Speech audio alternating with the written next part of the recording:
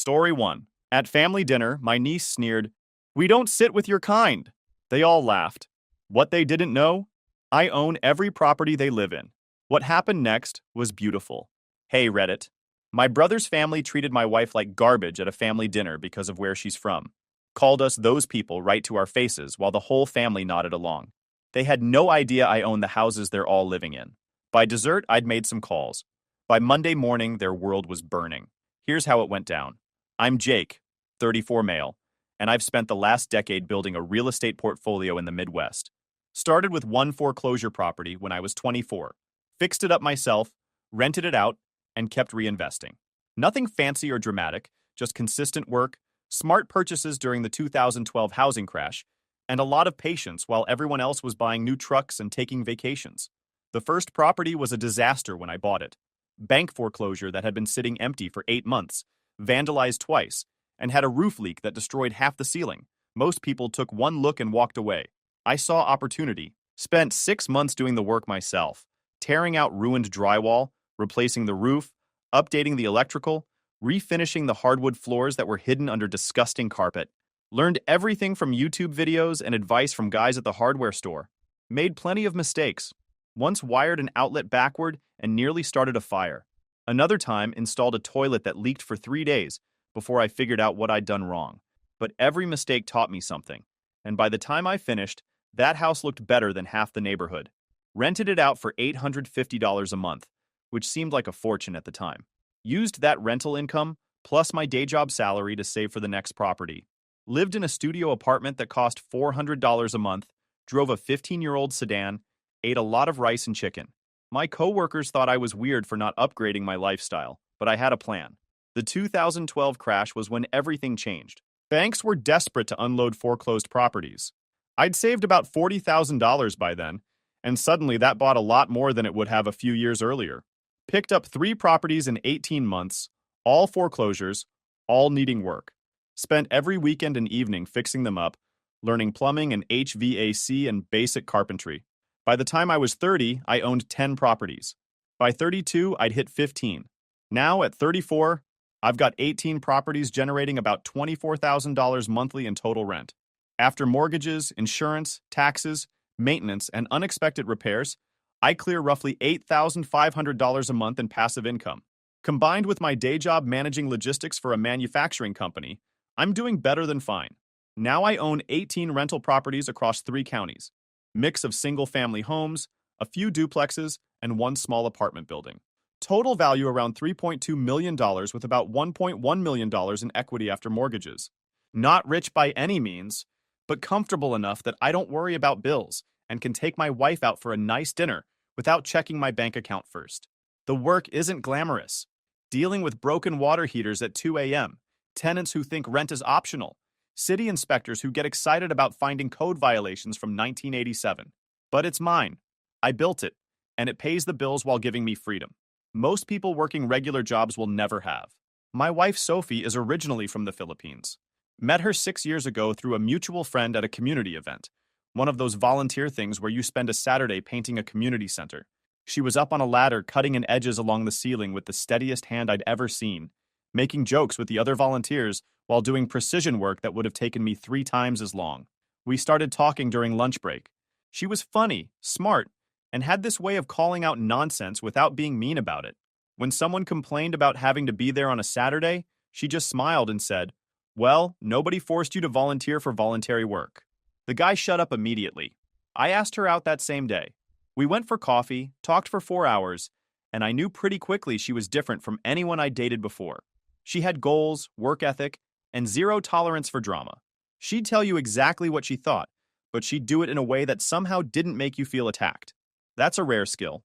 She's a registered nurse at County General, works night shifts in the ICU handling the critical cases that most people couldn't handle mentally or emotionally. I've heard her stories.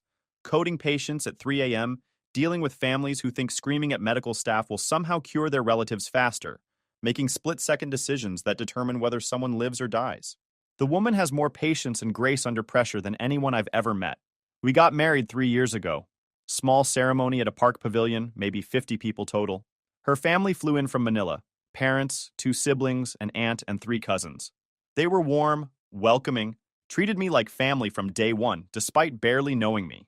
Her dad pulled me aside at the reception and said, "You take care of my daughter and we'll get along fine." Simple, direct, no drama. My family showed up but made it weird by asking pointed questions about green cards and work visas during the reception. My aunt actually asked Sophie, in front of everyone, how long she'd been in our country and whether she was here legally. Sophie handled it with more class than they deserved, smiling and patiently explaining she'd been a citizen for years. Meanwhile, I was calculating how much force I could use to physically remove my aunt from the venue without creating a scene. The worst part was my mom pulling me aside before the ceremony and asking if I was sure about this. Not in a supportive mother worried about her son way, in a, "Are you sure you want to marry one of them" way. She didn't say it directly, but the implication was clear enough that Sophie noticed too. My brother Calvin is 3 years older, works middle management at a manufacturing plant, and has spent his entire adult life convinced he's smarter than everyone else, despite evidence suggesting otherwise. He's got opinions on everything: politics, economics, parenting, proper lawn maintenance, and will share them whether you ask or not. His wife Patricia is cut from the same cloth. Stay-at-home mom who treats it like a professional achievement, constantly posting on social media about the hardest job in the world, while her mother watches the kids 3 days a week. She's got this way of looking down her nose at people who work service jobs, which is ironic considering she was a waitress when Calvin met her. They have 3 kids: Brittany, 16, Austin, 14, and little Emma, 9. Brittany's the one who started this whole mess, but we'll get to that.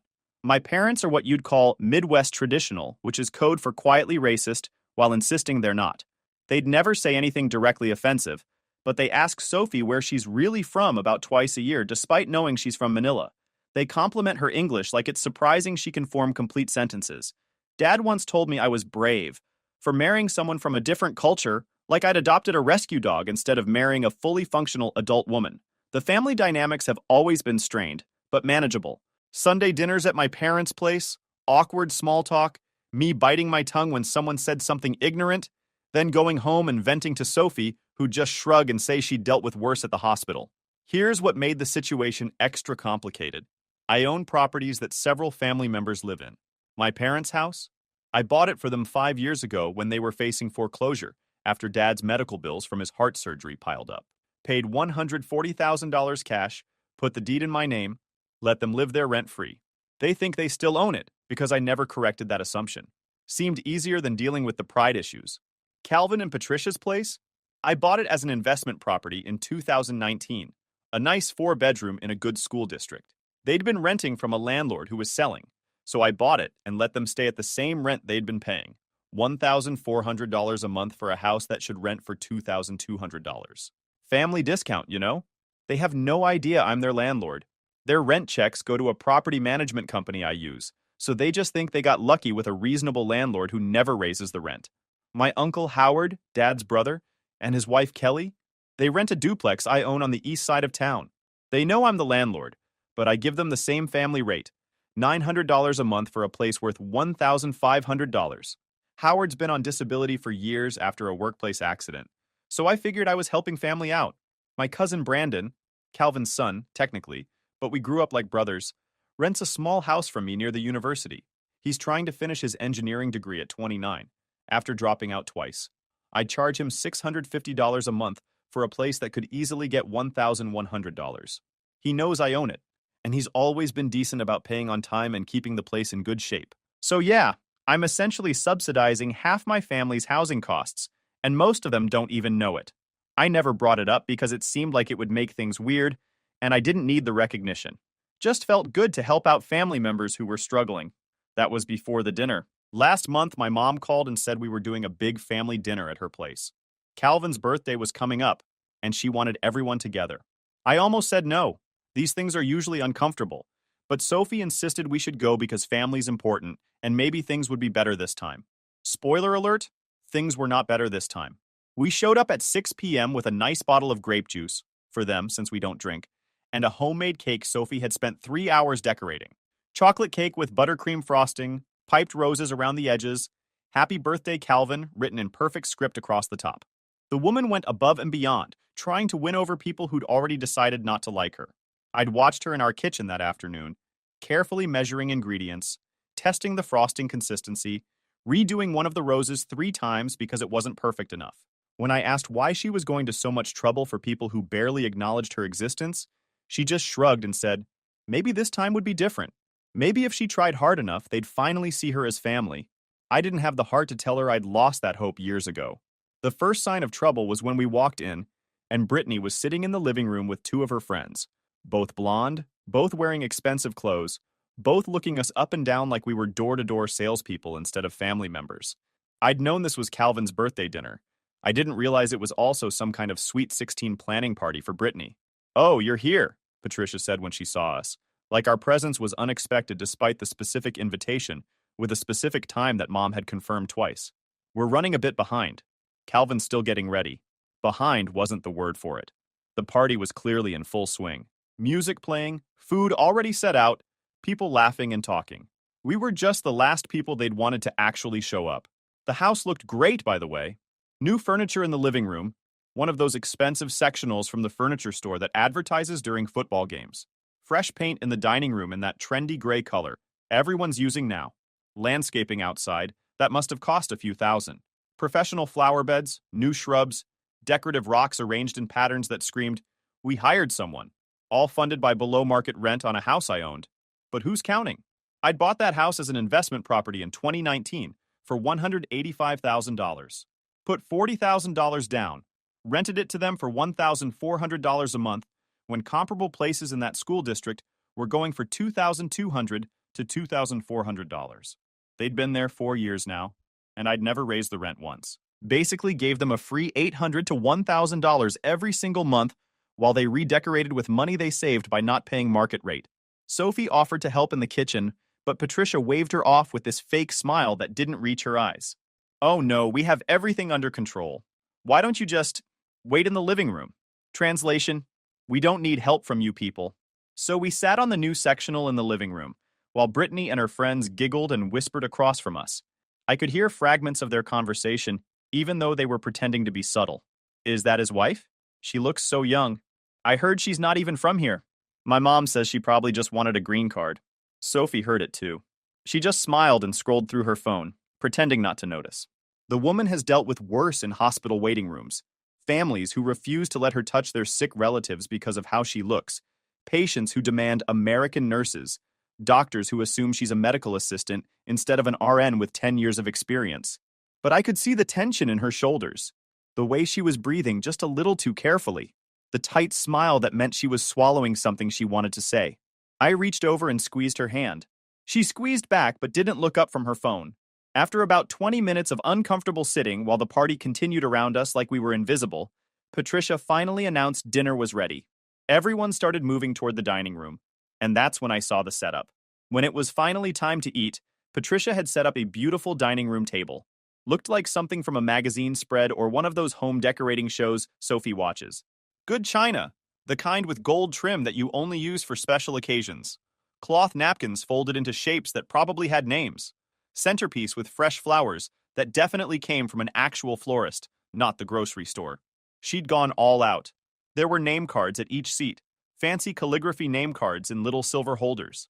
Everyone else was at the main dining table. Mom and Dad at the heads, Calvin and Patricia in the places of honor as birthday boy and hostess. Austin and Emma on one side, Uncle Howard and Aunt Kelly across from them. Brandon next to some of Patricia's relatives I'd never met. Some of Brittany's friends were even seated at the main table. Probably 15 people total, all seated in the formal dining room with the good china and the flowers and the cloth napkins. Sophie and I had name cards too, at a small folding table, the kind you get at a hardware store for $10. In the hallway, next to the coat closet and the bathroom, close enough to hear the conversation, but far enough away to make it clear we weren't part of it. I stood there staring at this setup thinking I'd misunderstood something. Maybe the main table was genuinely full and this was the overflow seating? But no, there were 2 empty chairs at the main table, one on each side, and the folding table was clearly set up as an afterthought. One of those plastic numbers with the metal legs that wobbled on uneven ground. "What's this?" I asked Patricia, my voice level. "Oh, we ran out of room at the big table," she said breezily, not making eye contact. "But don't worry, you'll still be able to hear all the conversation. We didn't want you to feel left out." Left out. While literally leaving us out. Sophie touched my arm gently. "It's fine. she said quietly, in that voice she uses when something's very much not fine, but she's trying to keep the peace. Let's just sit. But I was still processing the visual, still trying to make sense of how we'd gone from family members to hallway overflow seating. Everyone else at the nice table with the good china and cloth napkins and fresh flowers. Sophie and I at a plastic folding table with paper plates and plastic forks like we were at a kid's birthday party at a park. My mom was already seated, carefully not looking in our direction. My dad was studying his water glass like it contained the meaning of life. Uncle Howard and Aunt Kelly exchanged uncomfortable glances, but said nothing. They knew something was wrong, but weren't going to risk making waves. Brandon looked genuinely upset, but he was just a kid at this point. No power to change the seating arrangement his aunt had orchestrated. That's when Brittany decided to add her contribution to the evening. "We don't really sit with you people anyway," she said, loud enough for everyone to hear. She was looking directly at Sophie when she said it. The room went silent. One of those heavy silences where everyone suddenly becomes very interested in their napkins. I waited for someone to say something, to correct her, to tell a 16-year-old that you don't talk to people like that. Calvin cleared his throat. "Brittany, that's not... what she means is..." "What she means," Patricia jumped in, smiling in a way that didn't reach her eyes, "is that the main table is for the core family. You understand. Core family." Sophie and I had been married for 3 years, but apparently that wasn't core enough. My mother was studying her plate like it contained the secrets of the universe. My father was suddenly very focused on cutting his bread roll. Uncle Howard and Aunt Kelly exchanged uncomfortable glances, but said nothing. Only Brandon looked genuinely uncomfortable. "That's messed up," he muttered, but not loud enough to really challenge anyone. Sophie squeezed my hand under the table. "Let's just eat and go," she whispered. But something in me snapped. Not in a yelling, dramatic way. In a cold, calculated way that probably should have worried me more than it did. I stood up slowly, pulled out my phone, and opened my property management app. Right there at the dinner table, I started making calls. First call was to my property manager, Denise. She picked up on the second ring. "Hey Denise, it's Jake. I need you to start eviction proceedings on 3 properties. Yeah, tonight. I'll send you the addresses in a minute." The table had gone from silent to dead quiet. Everyone was staring now. No, nothing wrong with the properties. I'm just done giving family discounts to people who don't appreciate it." I could see Calvin's face starting to register what was happening. He'd gone pale. Second call was to my real estate attorney, Mitchell. Left a voicemail since it was Sunday evening. "Hey Mitchell, Jake here. Need you to draft some documents for me. I'm transferring ownership of the property at 447 Maple Street back to the bank. Mom and Dad can work out new payment arrangements with them. I'll explain tomorrow." My mother actually gasped. My father's face had gone red. Third call was to my accountant. "David, I need you to restructure my portfolio. I'm moving 3 properties to market rate immediately, and I'm selling one. Yeah, I know it's Sunday. I'll double your usual fee for the weekend work." I ended the call and looked around the table. Everyone was frozen like someone had pressed pause on their lives. "So here's what's about to happen," I said calmly, looking directly at Calvin. "Your rent is going to market rate starting next month. That's $2,200 instead of the $1,400 you've been paying. You'll get official notice tomorrow." Calvin's mouth was opening and closing like a fish. Patricia had gone white. I turned to Uncle Howard. "You too. $1,500 a month starting next month. If you can't afford it, you've got 60 days to find somewhere else." Aunt Kelly started crying. Uncle Howard just stared at his plate. "And Mom, Dad, the house you think you own? You don't. I own it. I've been letting you live there free because I thought family helped family.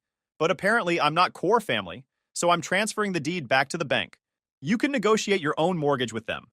Good luck with that on Dad's retirement income." My mother was crying now too. "You can't do this." "Actually, I can. I own the properties. I can do whatever I want with them." Calvin finally found his voice. "This is insane. Over a seating arrangement?" "No," I said quietly. "This is over years of treating my wife like she's not good enough for this family. Over the subtle comments, the assumptions, the looks. Today was just the last straw." I turned to Brittany, who was crying now, probably understanding for the first time that actions have consequences. "And you," I said. "You just cost your parents about $800 a month, your grandparents their house, and your uncle his affordable rent. Hope that comment felt worth it." Sophie stood up beside me. "We're leaving," she said calmly. We walked out, left the cake on their counter, left the grape juice on their table, left them all sitting in shocked silence. In the car, Sophie was quiet for a long time. Finally, she said, "You didn't have to do that." "Yes, I did. Your family is going to hate you now. They already didn't respect me. At least now they'll think twice before disrespecting you. She smiled a little. That was pretty dramatic. I'm a dramatic guy. No, you're really not. That's what made it so effective. The next morning, I followed through on everything. Denise sent official notices to all 3 properties about rent increases and terms changes. Certified mail, return receipt requested, exactly by the book. Mitchell started the paperwork on transferring my parents' house back to the bank, which involved some complicated legal maneuvering since they'd been living there assuming they owned it.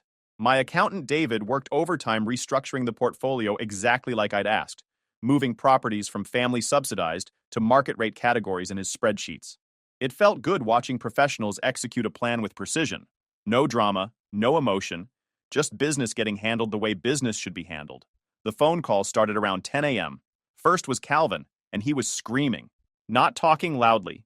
Actual full-volume screaming about how I was destroying his family over nothing, how I was being petty and vindictive, how this was going to ruin everything they'd built. I let him vent for about 30 seconds while I sipped my coffee and checked my email, then calmly interrupted him. Calvin, market rate for your house is actually $2,400 a month.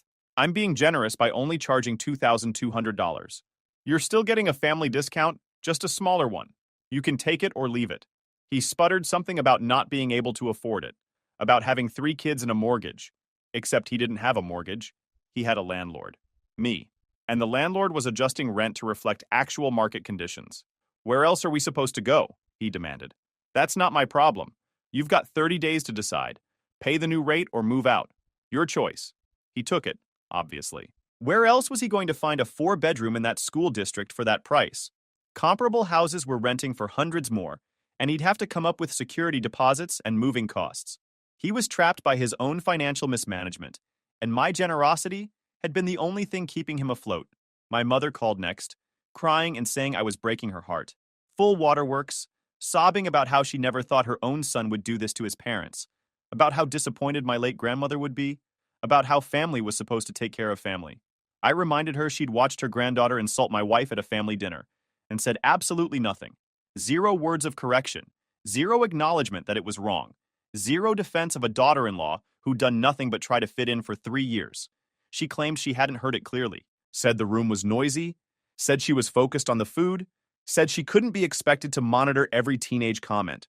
All lies that we both knew were lies. You heard it, Mom. You all heard it. You just didn't care enough to say anything. I hung up while she was mid-sob. My father called an hour later, trying the authoritative parent voice he'd used on me my whole childhood. The stern, disappointed tone that used to make me want to fix whatever I'd done wrong and earn back his approval.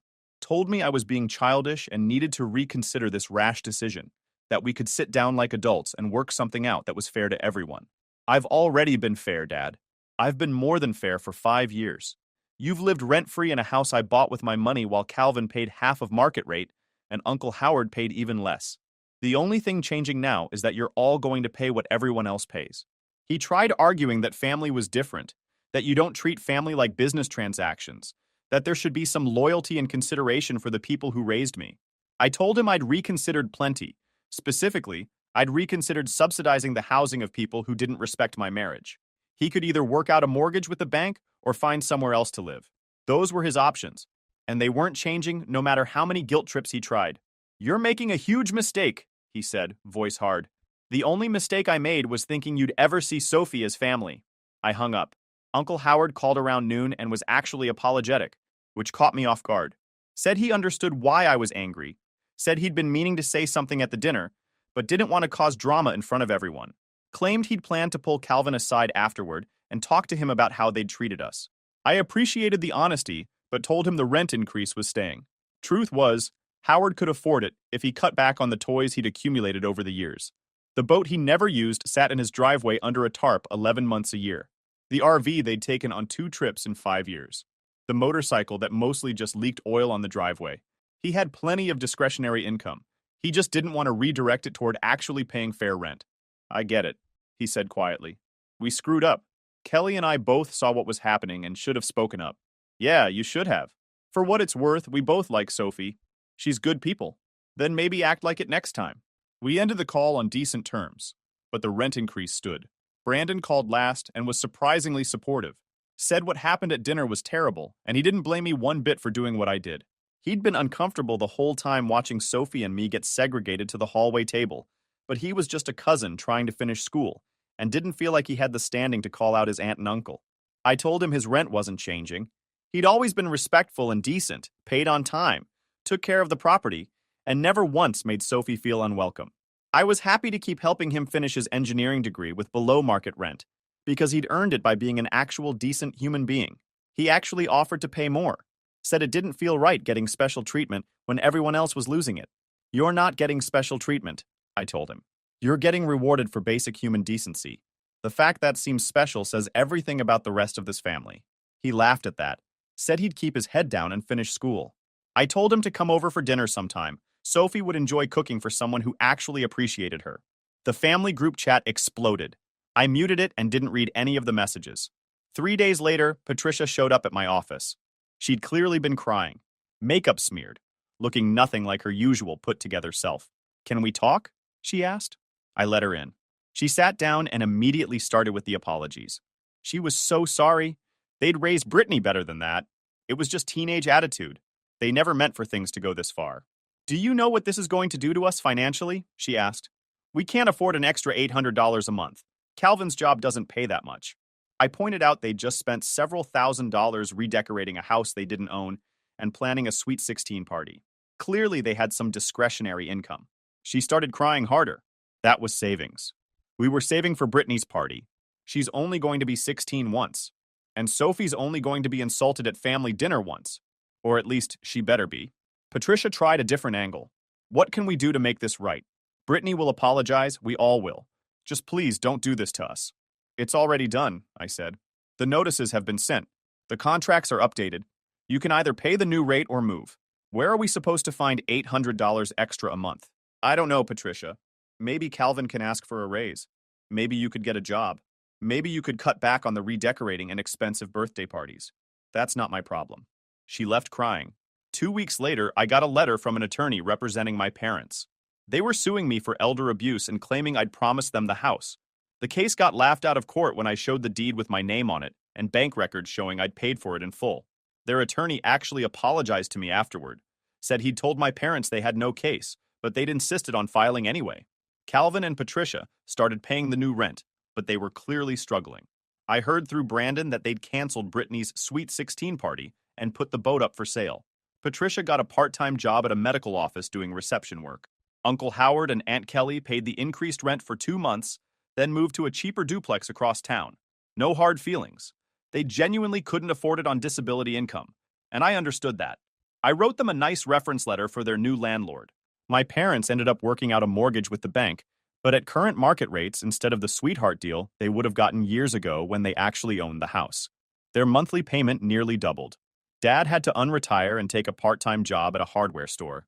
The family stopped inviting us to things, which was exactly what I wanted. No more awkward dinners, no more subtle comments, no more pretending everything was fine. Brandon still came over for dinner sometimes. He was good people, and Sophie liked him. He apologized about 10 times for not speaking up more forcefully at the dinner. I told him not to worry about it. He was just a renter trying to finish school, not his job to police his aunt and uncle's behavior. About 3 months after the dinner incident, I got a text from Brittany, a long, rambling apology about how she'd been young and stupid and influenced by her parents' attitudes. She'd started volunteering at a community center with immigrant families and realized how ignorant she'd been. I appreciated the apology, but I didn't respond. Some lessons need to stick. 6 months later, Calvin called. Not yelling this time, actually humble. Said he wanted to apologize, that he'd been thinking a lot about what happened, and realized they'd been wrong. "I get it now," he said. "We treated Sophie like garbage, and you were right to be angry." "I wasn't angry," I corrected him. "I was done." "Fair enough. Is there any way we can, I don't know, fix this? You can start by treating my wife with respect when you see her in public. You can stop making assumptions about people based on where they're from.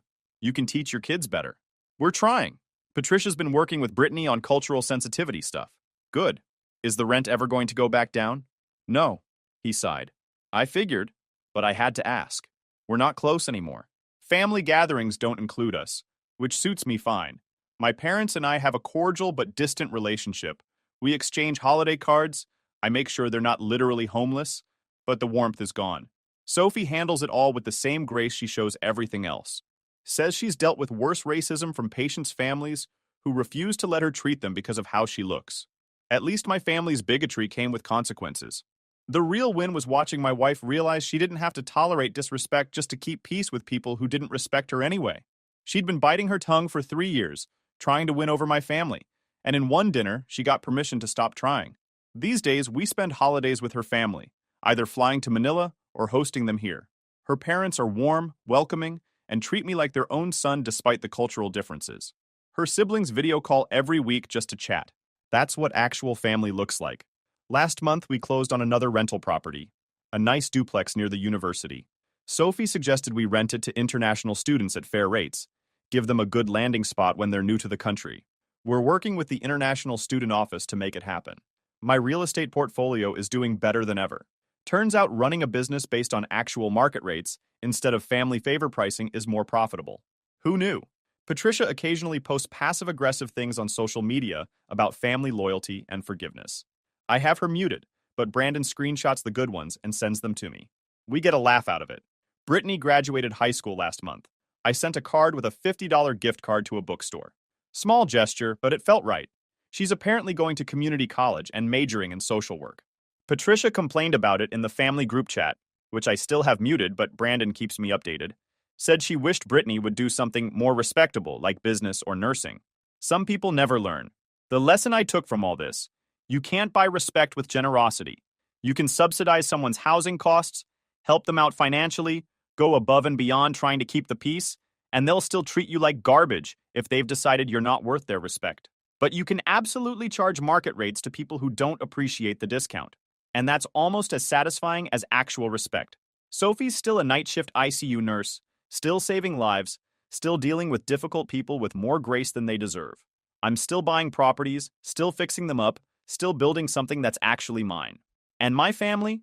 They're still paying their rent on time, because they know what happens when they don't. Some people called me petty. Maybe I am, but I prefer to think of it as setting boundaries with financial consequences. You don't get to insult my wife and still benefit from my generosity. That's not how this works. The properties I own are doing well. The tenants who respect the arrangement get fair treatment. The ones who learned the hard way are still learning. And Sophie and I? We're building a life surrounded by people who actually value us. Her family, our friends, the international students who are grateful for a landlord who treats them fairly instead of trying to exploit their vulnerability. That's worth more than any family dinner at the core family table. Last week, my dad called and asked if we might consider coming to Calvin's birthday dinner next month. Said they'd really like to have us there, that it wouldn't be the same without us. I asked if Sophie would be seated at the main table. Long pause. Of course, he said finally. I'll think about it, I told him. I probably won't go. Some bridges are better left burned. But it was nice to be asked properly. If you enjoyed this video, please hit that subscribe button. It really helps the channel and help us bring you more and better stories. Thanks. Story 2. If your brother's not invited, we're not coming either. That's what my parents said about my sister's wedding after 20 years of defending him while he bullied us all. And now they've lost all the kids they ignored for him. What's up, Reddit? I was the family punching bag while my brother got treated like a king for doing nothing. I finally broke free, built my own life, and thought I was done with all that drama. But turns out my family had other plans. Let me take you back to where it all started. I, Travis, grew up in a small town in Indiana with my older brother Matt, my younger sister Natalia, and our parents. Matt was 2 years older than me, and right from the start, it was pretty obvious he was the favorite. It all started because he was good at football. Not just school team good. People in town actually thought he might get a college scholarship. Coaches praised him, neighbors talked about him, and my parents ate it up. Every time he scored a touchdown, my mom acted like she was the one out there running plays. My dad called him our ticket to the big time. Meanwhile, I was just there. Don't get me wrong, I wasn't some loner kid. I had friends, did okay in school, played video games, normal stuff. But compared to Matt, it was like I was invisible. He was loud, confident, center of attention. I was quieter, more into drawing and music, not really into sports. That alone was enough for Matt to start picking on me early. He'd take my stuff without asking, tell me I was too soft, make fun of my clothes or hair in front of his friends. If I got mad, he'd laugh like I was the crazy one. My parents always had the same reaction. Boys will be boys. One of my earliest memories of Matt being a jerk was my 10th birthday party. I had a few friends over. We were in the backyard eating cake, and Matt dumped a bucket of cold water on me in front of everyone. Ruined my cake, my gifts got wet, kids laughed awkwardly, and Matt stood there grinning like he just won the Super Bowl. I ran inside crying. My mom said I was overreacting, and my dad told me to lighten up. Matt didn't even get in trouble. That was the pattern for pretty much my whole childhood. Matt could do whatever he wanted. If he broke something, it was an accident. If he insulted me, it was a joke. If I ever snapped back, I was the problem. By the time I hit middle school, I started noticing how other people saw it too. Teachers would ask why Matt was so mean to me sometimes. One neighbor told my mom Matt shouldn't pick on me so much. She laughed it off like it was nothing. Matt got worse as he got older. It wasn't just teasing anymore. One time, he told my crush I still slept with a nightlight. Not true, by the way. And she stopped talking to me for weeks. Natalia was little back then, so she didn't get involved much. She was 4 years younger than me, and Matt mostly ignored her. Sometimes she'd tell him to leave me alone, but she didn't have any power in the house either. The golden boy treatment hit its peak when Matt started high school football. Suddenly, everything in our lives revolved around his games. Vacations were canceled because of tournaments. My parents wore his jersey to the grocery store like he was already in the NFL. Meanwhile, I was the kid getting rides to art class from friends' parents because mom and dad were too busy with Matt's schedule. The thing is, Matt wasn't even some perfect son outside of football. He barely passed classes, talked back to teachers, partied with his friends, and still got treated like he walked on water. And me? I kept my head down, got good grades, never got in trouble. It didn't matter. By the time I was 14, I stopped bothering to tell my parents when Matt did something to me. Like the time he accidentally broke my guitar because he was messing around with it. I realized nothing was going to change. One night at dinner, Matt joked that I was gonna end up living in mom and dad's basement forever. Everyone laughed except me. Funny thing is, years later, that line would come back to bite him way harder than anyone expected. But back then, I just sat there eating my food, counting down the years until I could leave. By the time I hit high school, I'd already learned the rules. Matt did whatever he wanted, mom and dad defended him, and I stayed in the background. But high school made it worse because now Matt had a car, a bigger friend group, and more ways to make my life miserable. One of the first things he did freshman year was take my bike. He said he needed it because his car wasn't starting, which was a lie. He rode it to a friend's house, left it outside overnight, and it got stolen. When I told mom and dad, they just said, "Well, you should have locked it up better." Like I was the one who left it there. I had saved all summer mowing lawns to buy that bike. Then there was my first date. I was 16. This girl named Kayla from my math class. We went to the movies. Everything was fine until Matt showed up with his friends halfway through. He spotted us in the lobby and started yelling, "Hey Travis, don't get nervous now, man. Don't cry if she holds your hand." Everyone laughed. Kayla was so embarrassed she barely talked to me the rest of the night. When I told mom about it later, she said, "He's just teasing. He doesn't mean anything by it." I started realizing Matt could burn the house down, and they'd probably blame the wind. The big turning point came Matt's junior year of high school when he was 17 and I was 15. Up until then, football had been the entire center of gravity in our house. Matt was the star, the future college athlete, the one everyone thought was going to make it big. Then, one fall afternoon, after some fight with his coach about playing time, Matt thought he deserved to be the starting quarterback. Even though the other guy was better, he quit the team mid-season, just walked out. Told everyone he was focusing on his future. What future? He spent the rest of junior year and all of senior year basically living in the basement, sleeping till noon, staying up all night playing Fortnite, hanging out with his friends. My parents kept telling people he was taking a break before college scouts came calling. Nobody called. Meanwhile, I was actually doing fine in school. Sophomore year, I joined the music club, got a part-time job at a pizza place, and tried to stay out of trouble while Matt drifted around acting like the world owed him something. But Matt wouldn't leave me alone. He started messing with my stuff on purpose.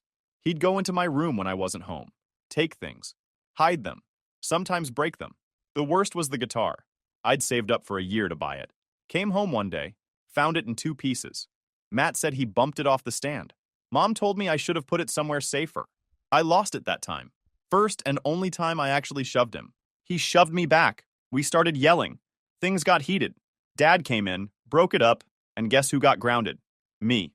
Because Matt told them I started it. He even threw in some fake tears saying I was always mad at him for no reason. I remember standing there thinking, he could literally rob a bank, and they'd blame me for not stopping him. I started working more hours at the pizza place, partly because I wanted money, partly because it gave me an excuse not to be home. My boss was this guy named Joe, ex-military. He liked me because I worked hard. Sometimes I'd stay late just to avoid dinner with my family. At home, everything revolved around Matt, even though he wasn't doing anything. My parents still acted like any day now. Colleges would line up to recruit him. Reality was, he barely graduated.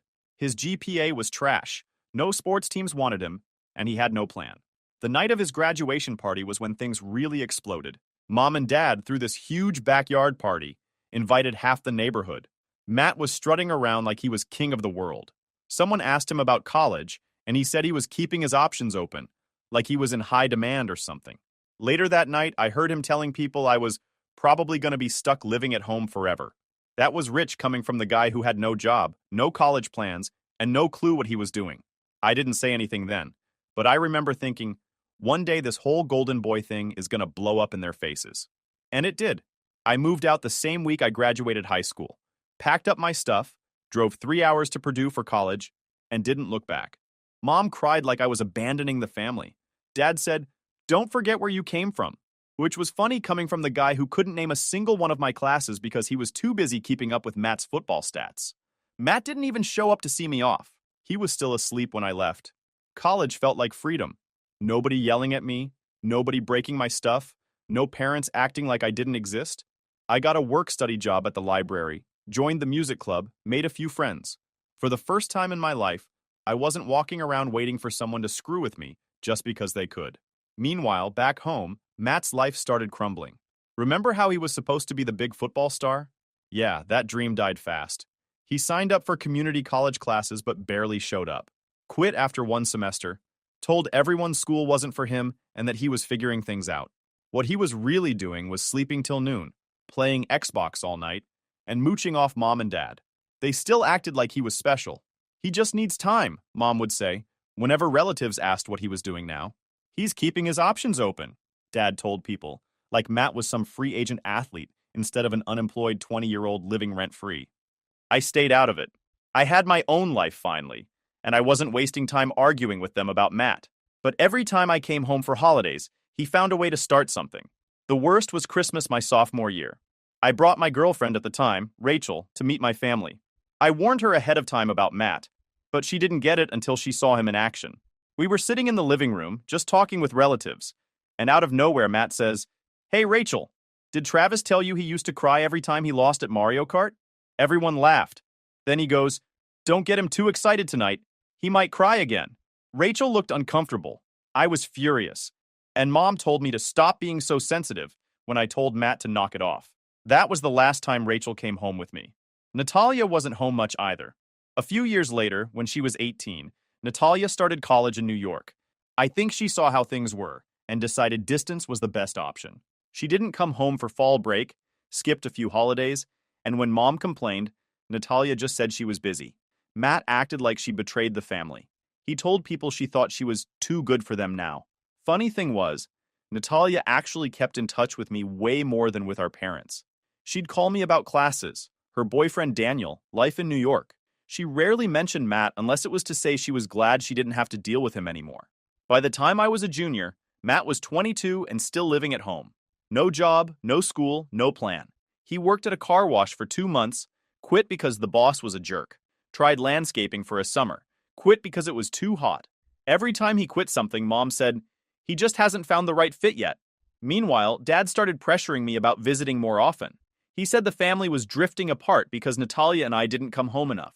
I told him maybe if things at home weren't always about Matt, people would actually want to be there. He didn't like that answer. Things finally blew up the summer before my senior year. I was home for a few weeks, working a temp job to save some money. One night at dinner, Matt started making comments about how I thought I was better than everyone just because I was in college. I ignored him at first, but he kept going. Said my degree was useless, that I'd end up working at a gas station like half the people with degrees. I finally snapped and said at least I wouldn't be living in Mom and Dad's basement at 22 with no job and no clue what I was doing. Silence. Dad told me to apologize. I laughed and said no because I wasn't wrong. Matt got mad, threw a roll at me across the table like we were 5 years old. I walked out, drove back to campus the next day, even though summer classes hadn't started yet. That was the last time I stayed longer than a weekend at my parents' house. After that, holidays were hit or miss. Sometimes I showed up, sometimes I didn't. Natalia was even worse about visiting than me. Mom said the family was falling apart. I thought maybe it was just finally falling into place. Natalia met Daniel during her junior year in New York. By then, Matt was 27, I was 25, and the gap between us felt bigger than ever. She called me about a month after they started dating, said he was smart, funny, had a good job lined up after college, and actually listened when she talked. She sounded happier than I'd ever heard her. I met him the next summer when they came through Indiana on a road trip. Daniel was one of those guys who didn't need to say much to get people to like him. Confident, but not cocky. Shook my hand, asked about my classes, even brought my parents some fancy coffee from New York as a gift. Mom loved him immediately. Dad, too. Matt didn't. First time they met, Daniel asked him what he was doing for work. Matt muttered something about taking some time to figure things out. Daniel just nodded and changed the subject. I could tell Matt hated that he wasn't the most impressive guy in the room for once. A few months later, Christmas rolled around. First time the whole family was together in over a year.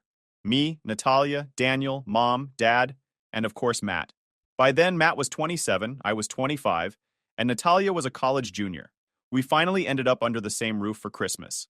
From the start, Matt was trying to act like the big man, bragging about his old football days, talking over people, cracking dumb jokes. Nobody was really paying him much attention. Most of the conversation was between Natalia, Daniel, and me, catching up on school and work. You could see Matt getting irritated. He hated not being the center of attention. That's when he pulled his usual stunt. We were in the living room after dinner, everyone sitting around. Natalia got up to grab dessert from the kitchen.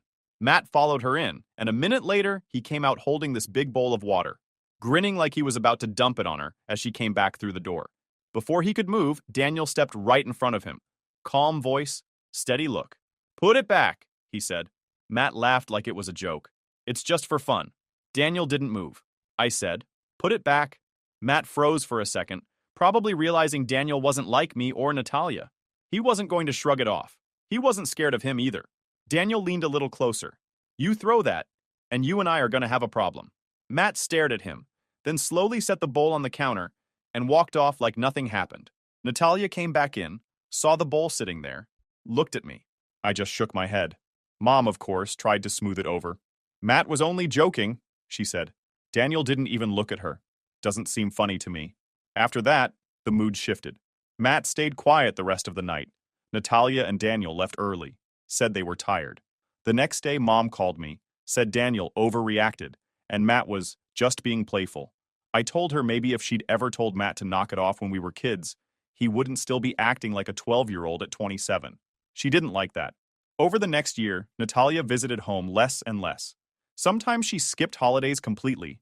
Mom complained nonstop, said she was too busy with her new boyfriend to care about family. Truth was, she just didn't want to deal with Matt or the drama anymore. When Natalia called me, she didn't hide it. "I can't stand being around them," she said once. "It's like everything has to revolve around Matt. Always has, always will." I told her I understood. I was only going back for short visits myself by then. A year later, Natalia called and said Daniel proposed. She sounded excited but nervous. "What's wrong?" I asked. She hesitated. "I don't want Matt at the wedding." I wasn't surprised. After Christmas, after years of him being the way he was, it made sense. "What about Mom and Dad?" I asked. "I'll invite them," she said. "But if they make it about Matt, they can stay home too." When she told them the plan, it went exactly how we expected. Mom said she was being unfair. Dad said it was a family event, and Matt should be there. Natalia told them straight, "He's not invited." End of story. They argued for weeks, called her selfish, said she was trying to split the family. Natalia didn't budge. Then rumors started that Matt might show up anyway. One of his friends told someone at the gym that Matt was gonna crash the wedding because nobody tells him where he can't go. Natalia wasn't scared, but she wasn't taking chances either. Daniel had 2 college buddies who were cops. They offered to keep an eye on things. That's when I decided to visit Mom and Dad before the wedding. I was done staying quiet. Years of favoritism, excuses, and defending Matt had built up, and this time they weren't going to talk their way out of it. I drove back home 2 weeks before the wedding because I knew things were getting out of control. Mom had been blowing up my phone about how Natalia was tearing the family apart. Dad left me a voicemail saying the wedding was a disgrace without Matt there. When I walked into the house, Mom started right in. She can't seriously expect us to come if Matt's not invited, she said. I told her that was exactly what Natalia expected. She's your sister, Mom said. You should be talking some sense into her. No, I said. She doesn't want him there, and she has every right after everything he's done. The Mom frowned like I'd just spoken another language. That night at dinner, Dad joined in. Your mother's upset. Natalia should reconsider. I set my fork down. Why? So Matt can ruin her wedding like he ruins every holiday? Dad leaned back. He's her brother. Yeah, I said. And he's spent 23 years treating her and me like garbage while you two looked the other way. Mom told me to watch my tone. I told them they should have watched Matt's behavior 10 years ago. Then I asked them something that shut the whole table up. What exactly has Matt done with his life? I said.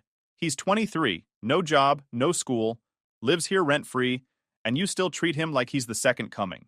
Dad said Matt just needs time. He's had time, I said. All of it handed to him while you blamed everyone else for his screw-ups. And now you expect Natalia to risk her wedding day, turning into another one of his disasters? Not happening. Mom's face went red. Dad told me I was being disrespectful. No, I said. What's disrespectful is you acting like he deserves everything, and she owes him a place at her wedding after the way he's treated her. Nobody spoke for a minute after that. The next day, Mom called Natalia trying one last time to change her mind. Natalia didn't budge. If you bring him, she said, don't come at all. That set Mom off. She accused Natalia of humiliating the family. Natalia told her she was done arguing and hung up. Meanwhile, Matt was telling anyone who would listen that he was going to show up anyway. Natalia heard from one of his friends that he planned to bring a couple guys with him. Said he wasn't going to let his own sister ban him like some stranger. When I told Natalia, she didn't even sound surprised. Daniel's friends will handle it, she said. I'm not letting him ruin this. 2 days later, I was at Mom and Dad's again. This time just to be clear about where I stood. You know if he crashes it, they're calling the cops, right? I said. Mom glared at me. He wouldn't do that. He would, I said. Because you've let him think he can do whatever he wants his whole life. Dad crossed his arms. You think you're better than him because you went to college? No, I said. I think I'm better than him because I don't make other people's lives miserable for fun. That's when Dad said something I'll never forget. If your sister keeps this up, we might not go either. I laughed. Then don't. Mom's mouth dropped open. Go ahead, I said. Stay home. Watch Matt sit in this house for the next 30 years while you keep pretending he's your little star. Nobody's going to miss you at the wedding if you can't respect Natalia's decision. Dad told me to leave. I said fine, but before I walked out, I turned back. You know what the saddest part is? I said. Natalia's marrying a guy who treats her better than her own family ever has. Neither of them said a word. On the way out, I saw Matt in the driveway, leaning against his car. He smirked at me. Big wedding coming up, he said. Maybe I'll make a speech. I stopped. You show up and you'll be leaving with a police escort. Try it if you want. His smile faded just a little. The day before the wedding, Mom texted me saying they still hadn't decided if they were coming. I told her to let me know so I could warn Natalia either way. She didn't respond. That night, Natalia called me. If they show up with him, they're out. Daniel already told the venue staff. You think they will? I asked. She paused. Honestly, I wouldn't put it past them. The wedding was on a Saturday afternoon at this outdoor venue about an hour from our hometown. Natalia and Daniel had kept everything small on purpose. Close friends, a few relatives, no drama if they could help it. But after the past month, nobody was sure how the day was going to go. I got there early because Natalia wanted me to keep her updated if anything happened with Mom, Dad, or Matt. Daniel's 2 college buddies, both cops, were there too, dressed like regular guests but keeping an eye on the entrance. By noon, guests were starting to arrive. No sign of my parents or Matt. At 1 o'clock, Natalia came out from the bridal suite looking stressed. Mom texted me, she said. She's saying they might be running late. Just her and Dad? I asked. She shook her head. She didn't say. Daniel walked over, calm as always. We've got people at the entrance. If he shows up, they won't even get past the parking lot. Natalia nodded but didn't look convinced. Half an hour before the ceremony, Mom finally texted me. We're not coming, not without your brother. I showed Natalia. She didn't even blink. Okay, she said.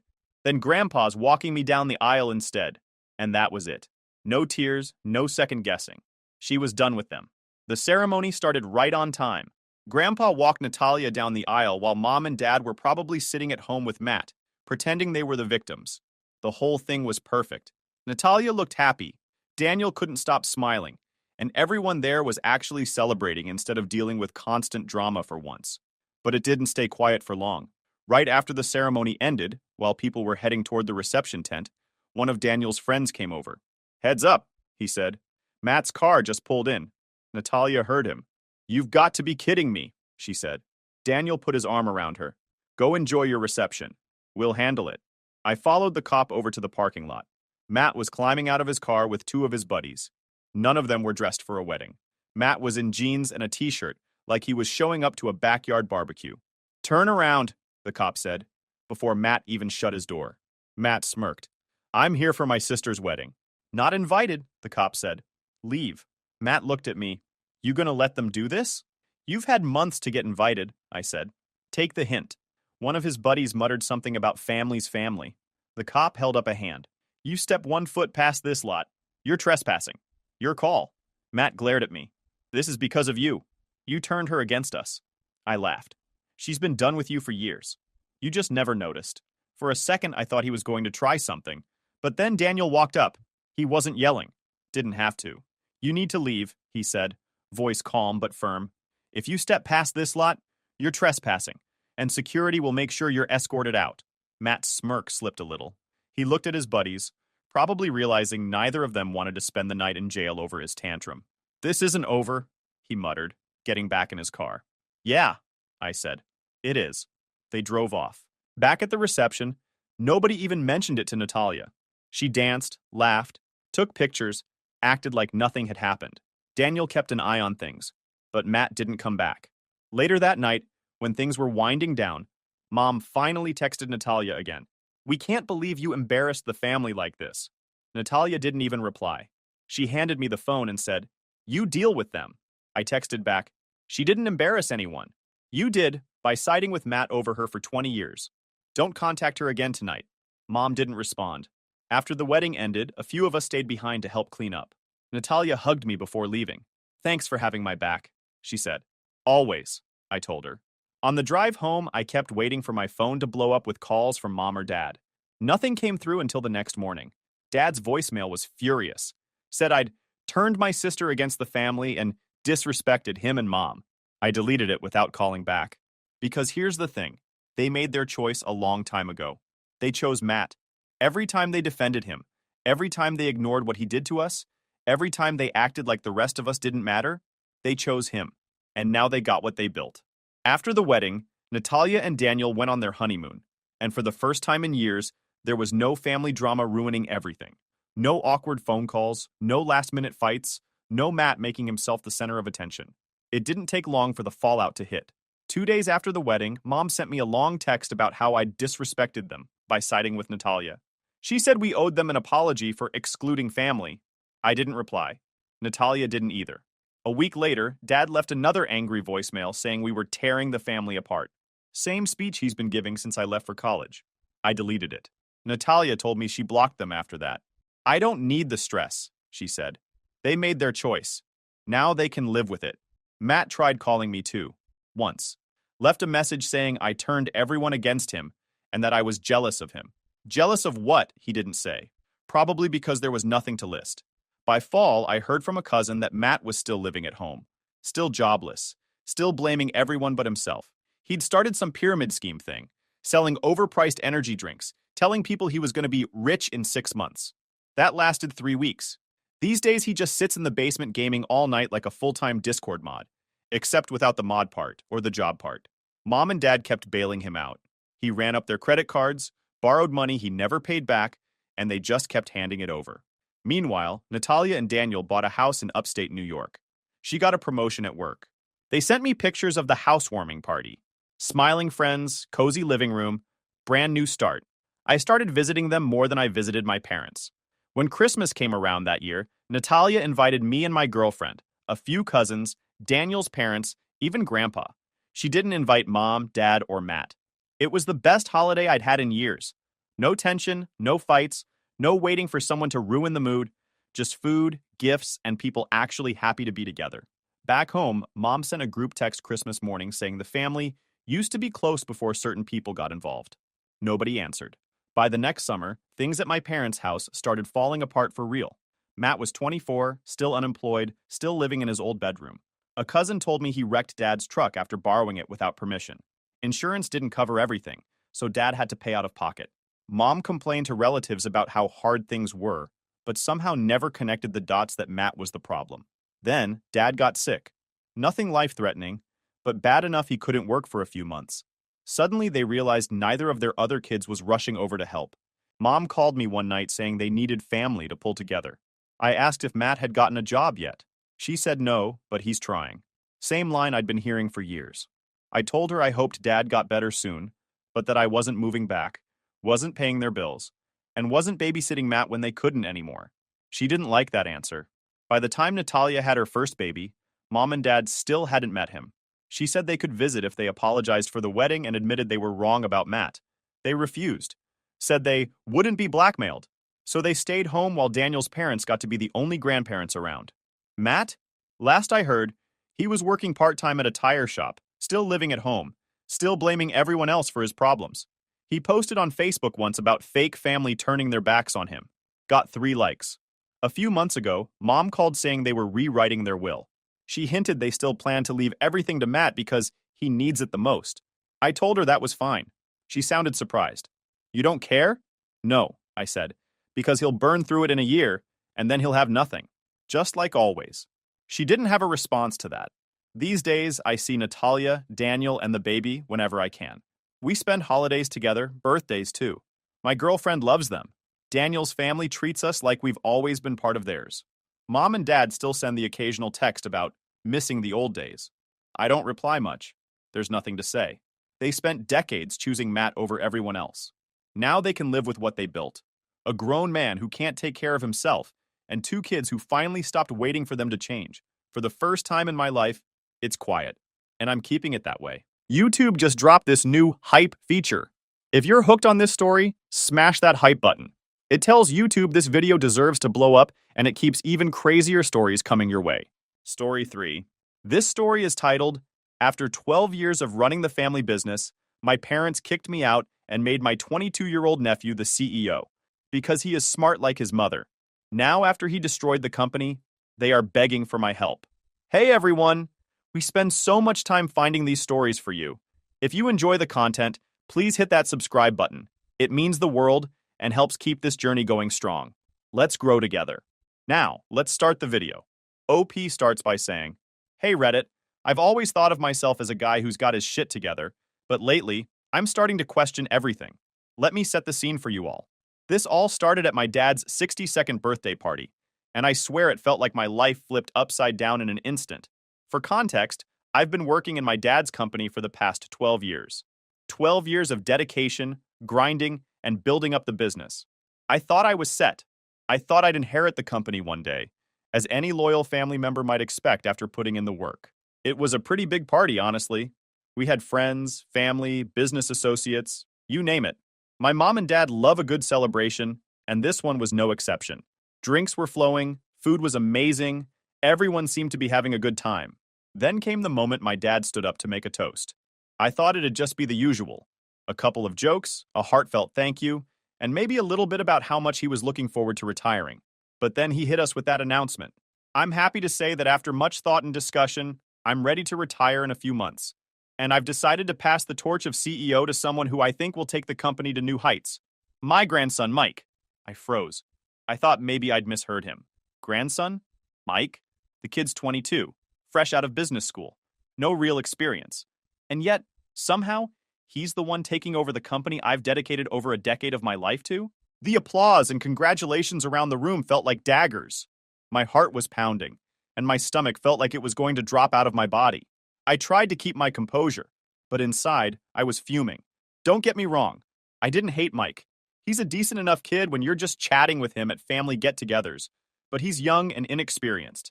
He doesn't know the first thing about running a company, and I can say that with confidence because I've been running it for years now. All Mike has is a shiny degree and my parents' misplaced confidence. I, on the other hand, had years of blood, sweat, and tears invested into this business. But apparently, that didn't count for much. After the toast, everyone went back to mingling, but I couldn't even process what was happening. My wife came over to check on me, and I must have looked like I'd seen a ghost because she immediately asked what was wrong. I just shook my head and told her we'd talk about it later. I needed time to figure out what the hell I was going to do. Later that night, after the guests had left and the house was quiet, I confronted my dad privately. I thought maybe he'd explain it was just a formality, or that I'd still be heavily involved. Something to justify this insane decision. But nope, he doubled down. He told me he believed Mike was the right choice because he was young, full of fresh ideas, and had a degree. A freaking degree. Meanwhile, I'd been the one actually building relationships with clients, managing the team, and handling day-to-day operations for over a decade. He even had the audacity to say, "You can still work with him, you know. Mentor him. Show him the ropes." That was it for me. I told him right then and there that I couldn't stay. There was no way I'd work under Mike after everything I'd done for the company. It wasn't even about the money or the title at that point. It was the principle. I'd earned that position. I deserved it. And being told I wasn't even considered was like a slap in the face. The next couple of days were a blur. My parents tried to talk me out of quitting, saying I was being dramatic, that I needed to think about the family. But I couldn't see it any other way. If they didn't value my work enough to give me the role I'd been working towards, then I didn't see the point in staying. So, I handed in my resignation, packed up my office, and walked away. Walking out of that office for the last time was one of the hardest things I've ever done. I'd spent so many years there. I knew every inch of that place, the good parts and the bad. It wasn't just a job to me. It was a part of my life. Leaving felt like cutting off a limb, but I knew I had to. Staying would have been even worse. My wife was incredibly supportive through all of this. She told me she respected my decision and that she was proud of me for standing up for myself. She saw how much this hurt me, but she also knew I couldn't stay in a situation where I wasn't respected. That support meant the world to me because, honestly, it felt like the rest of my family was against me. My mom kept calling, begging me to reconsider. My dad even showed up at my house unannounced one day, trying to convince me to come back. But every time they asked, my answer was the same. No. The hardest part of all this was the feeling of betrayal. My dad and I used to be close, especially when we first started the company. I gave up my own career to help him build his dream, and now it felt like he was throwing me away. And for what? Some idea that Mike was the future just because he had a degree? It didn't make sense. After I left, I didn't hear from Mike directly. I don't even know if he wanted the position or if he just went along with it because my parents insisted. Either way, it didn't matter. The damage was done. My parents had made their choice, and now I had to make mine. The first few weeks after quitting were tough. I kept replaying the conversation with my dad in my head, wondering if there was something I could have said or done differently. But every time I came to the same conclusion. I made the right call. There was no way I could have stayed and watched Mike fumble his way through running the company while I stood on the sidelines, biting my tongue. It wasn't just about me anymore, it was about my self-respect. So, here I am now, 6 months later, still trying to piece my life back together. I've been keeping my distance from my family, focusing on figuring out my next steps. And as much as it hurts to say this, I think walking away was the best thing I could have done. If they couldn't see my worth, then I had no reason to stick around. After I quit, I thought I'd wash my hands of the family business for good. I didn't want to think about it, hear about it, or even be reminded it existed. But life doesn't work like that, especially when the thing you're trying to forget is tied to your family. Despite my best efforts, news about the company and Mike's disastrous leadership kept finding its way to me. At first, it was little things. A friend of mine who still worked there texted me saying, "Dude, Mike just fired 3 senior employees because they didn't vibe with his vision." My first reaction? I laughed. Not because it was funny, but because it was so predictable. Mike had no clue what he was doing. Those employees had been with us since the early days and knew the business inside out. Losing them was like cutting off an arm and expecting to run a marathon. Next, I heard he was making some bold changes to our contracts. I'm all for innovation, but Mike was messing with deals that had been in place for years. Relationships I had carefully built and nurtured. Clients started walking away, frustrated and confused. And still, my parents stuck by him. "He's just adjusting," my mom told a mutual friend. "It's all part of the process." Yeah, sure. The process of tanking a company. Then came the real kicker, financial fraud. I don't know all the specifics because, honestly, I don't care to dig into the details. But from what I gathered, Mike tried to inflate our numbers to impress a big client. Rookie mistake. The guy probably thought he was being clever, but all he did was wave a giant red flag that screamed, "Audit me!" The fallout was immediate and brutal. The company's reputation was shredded, clients bailed en masse, and the lawsuits started piling up. Hearing about all this was like watching a train wreck in slow motion. On one hand, I felt vindicated. I mean, I'd warned my parents that Mike wasn't ready for the job, but they didn't listen. On the other hand, it was painful to see something I'd worked so hard to build crumble in such a short amount of time. I didn't want to care, but I couldn't help it. That company had been my life for 12 years. It was like watching someone take a sledgehammer to a house you built with your own two hands. But here's the thing. None of this surprised me. Mike was never prepared to lead. The guy grew up with a silver spoon in his mouth, never had to struggle for anything. He had this arrogance about him, like he thought he could walk into a room and just figure things out as he went. That might work in school, but not in the real world. Business isn't forgiving. It doesn't care about your last name or your GPA. And Mike was learning that the hard way. I wasn't the only one who saw it coming. I started getting calls and texts from former coworkers, people I hadn't spoken to in months. "Man, we miss you around here," one guy said. "It's a mess without you." Another told me, "The place feels like a sinking ship.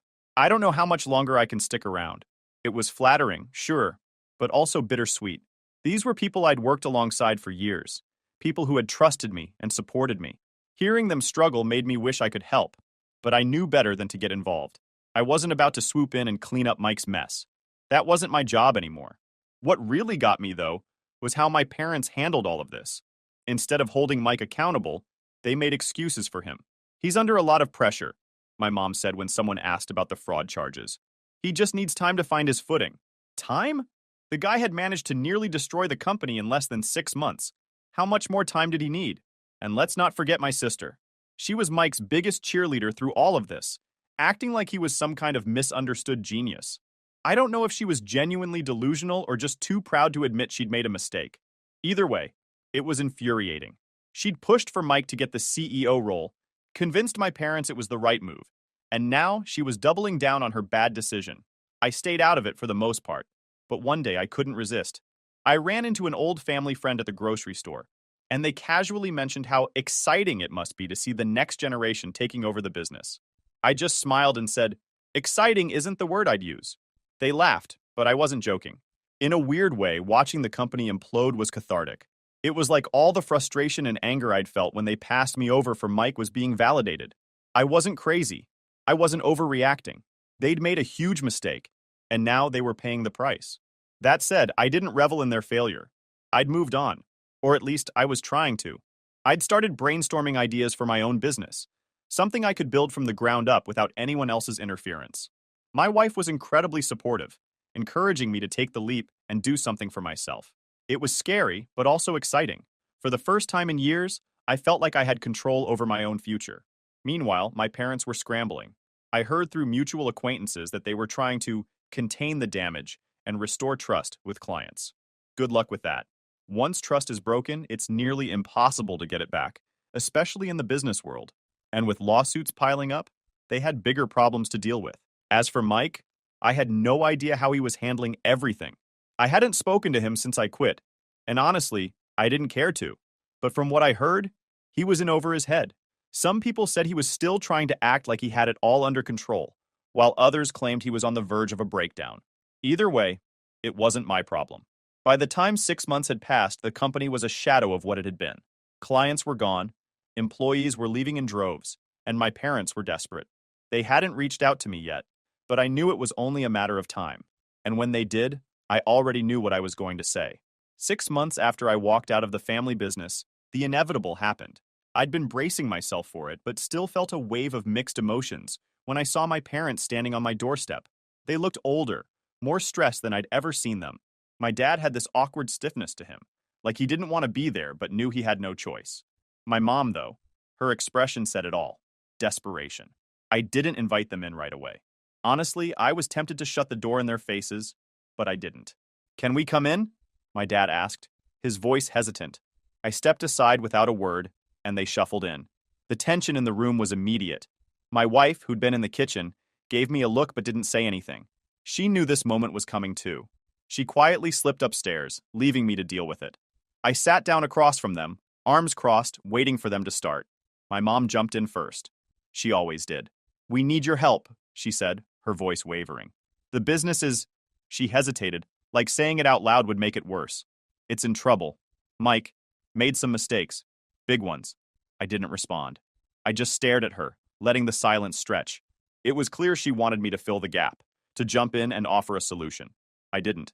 Eventually, my dad spoke up. He's in over his head, he admitted, rubbing his temple like he had a headache. And now the company is facing lawsuits, losing clients. We're barely hanging on. This was a moment I'd thought about many times since I quit. I'd imagined them coming to me, asking me to fix things, and me laughing in their faces. But now that it was actually happening, I felt more annoyed than anything else. It wasn't satisfying or validating. It was just sad. And what do you expect me to do about it? I finally asked. My tone wasn't angry, but it wasn't kind either. I wanted them to squirm a little. They deserved it. My mom reached out, putting her hand on mine. You know the business better than anyone, she said. We need you to come back, please. Her words hit me harder than I expected. For years, all I wanted was for them to recognize my value, to admit I was the one keeping the company afloat. And now, here they were, practically begging me to save them. But it didn't feel like a victory. It felt like an insult. After everything, they still expected me to clean up their mess. Why don't you ask Mike? I said, pulling my hand away. He's the CEO, right? Let him fix it. Mike can't handle it, my dad said, frustration creeping into his voice. We made a mistake. We see that now. But this is bigger than him. It's about the company, about everything we've built. Everything I've built, I corrected. I'm the one who spent 12 years making that company what it is. And you threw me aside like I was nothing. My dad sighed heavily, leaning back in his chair. He looked tired, defeated. We thought we were doing the right thing, he said. We thought Mike would bring something new to the table. But you were right. He wasn't ready. And now, we're paying the price. Hearing him admit that should have felt good, but it didn't. It just made me angrier. They'd known Mike wasn't ready. I'd told them over and over, but they hadn't listened. And now they wanted me to pick up the pieces? I'm sorry, my mom said softly, tears welling up in her eyes. We were wrong. We should have trusted you, but it's not too late. You can still fix this. I stood up, pacing the room. You want me to fix it? I said, my voice rising. You think I can just walk back in there and magically make everything better? Do you even hear yourselves? You didn't trust me before, but now that you're desperate, I'm suddenly good enough?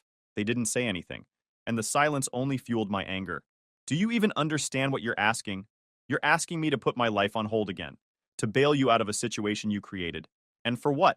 So you can pat me on the back and tell me, good job, kid, before throwing me under the bus again? That's not what this is, my dad said firmly. This is about saving the company, saving our legacy. Your legacy, I shot back. Not mine, not anymore. My mom started crying then, full on sobbing into her hands. My dad just sat there, staring at the floor like he didn't know what to do. And for a moment, I felt bad. They were my parents, after all.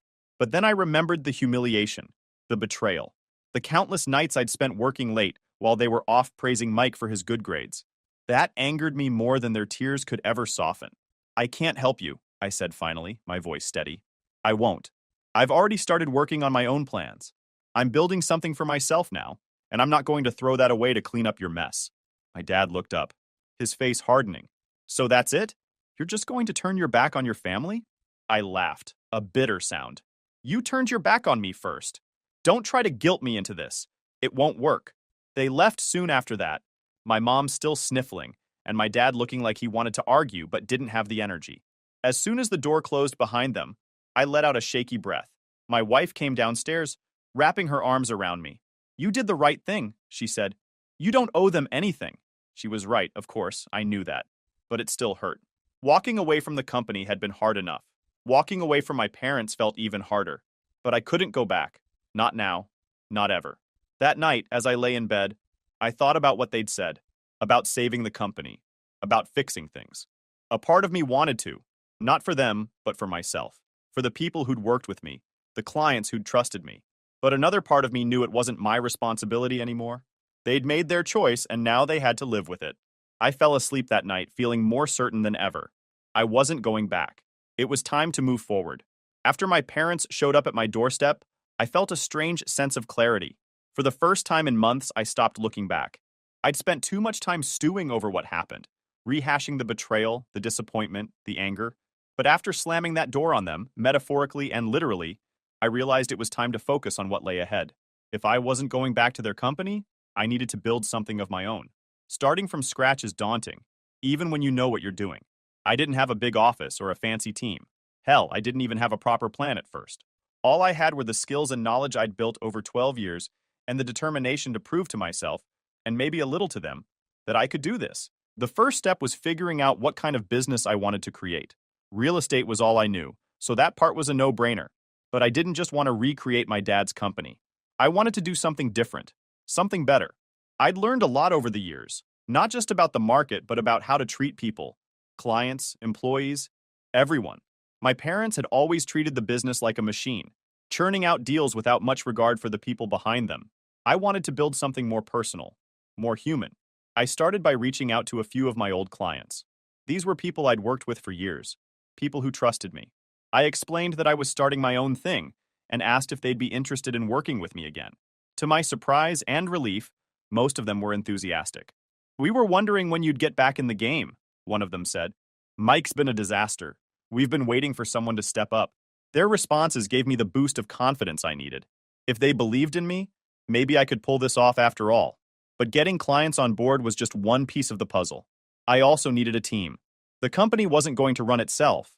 That's where my old coworkers came in. I'd kept in touch with a few of them after I left, and I knew some were unhappy with how things had been going under Mike's leadership. One by one, I started making calls. "Hey, I'm putting something together," I told them.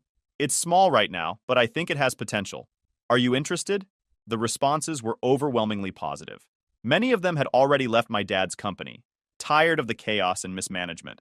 They were between jobs, looking for something new. "I'm in," one of them said immediately. "I've been waiting for this call." Within a couple of weeks, I had a small but solid team. We didn't have a fancy office or shiny equipment, just a shared workspace and a lot of enthusiasm. It felt like the early days of my dad's company when we were scrappy and hungry.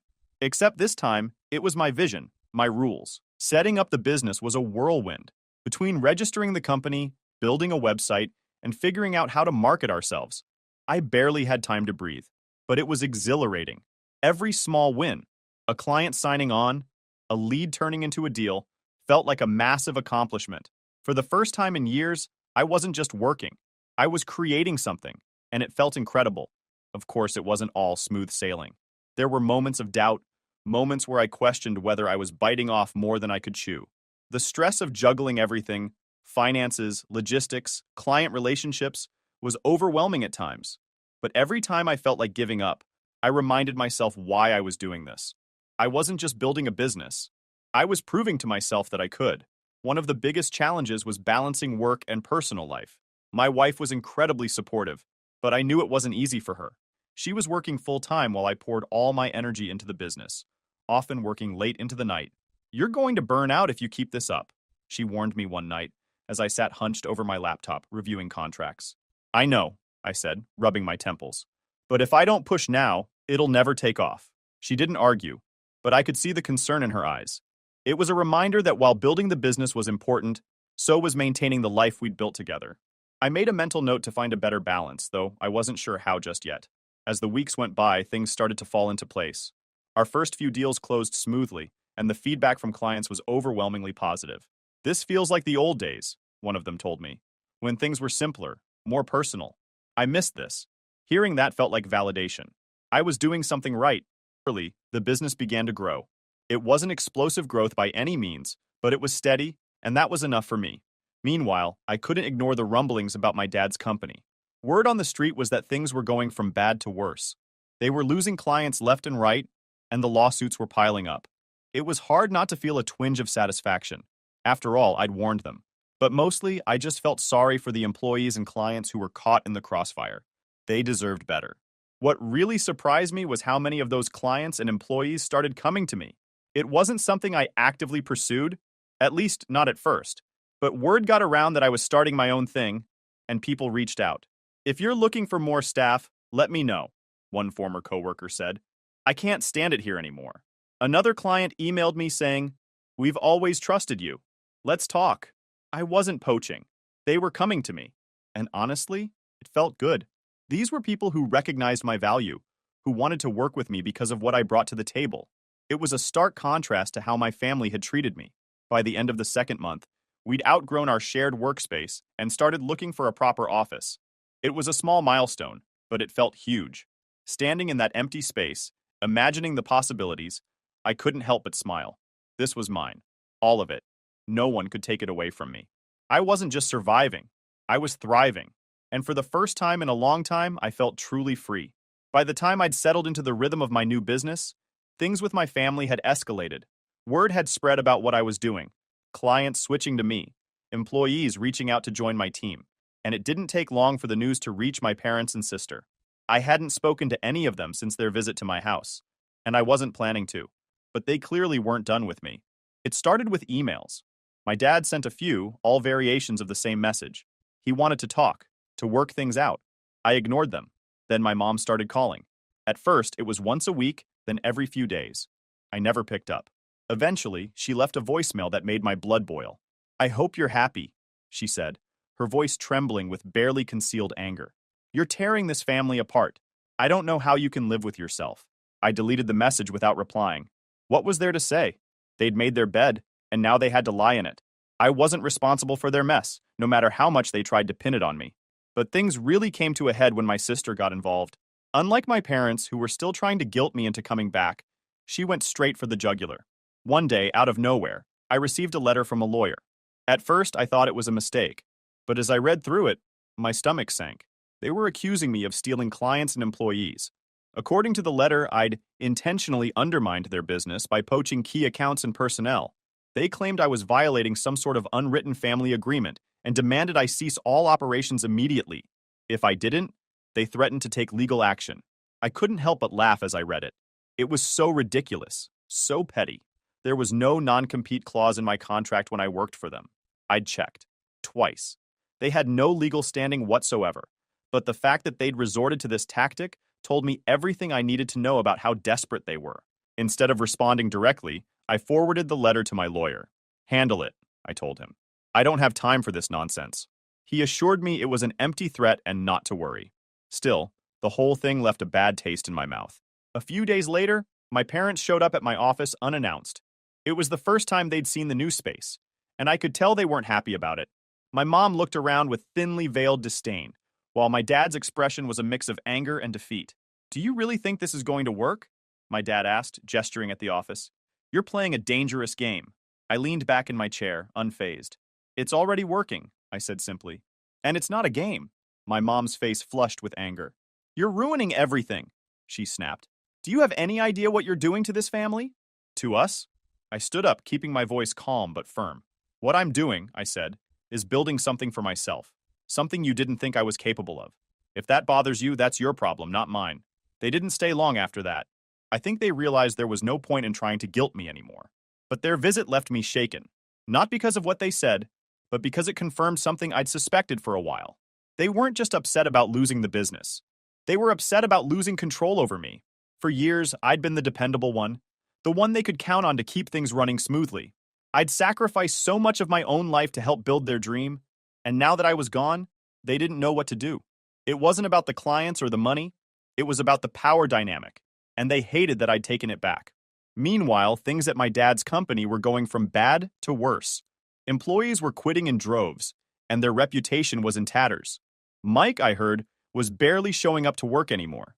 Someone told me he'd been spotted at a bar in the middle of the day, looking completely out of it.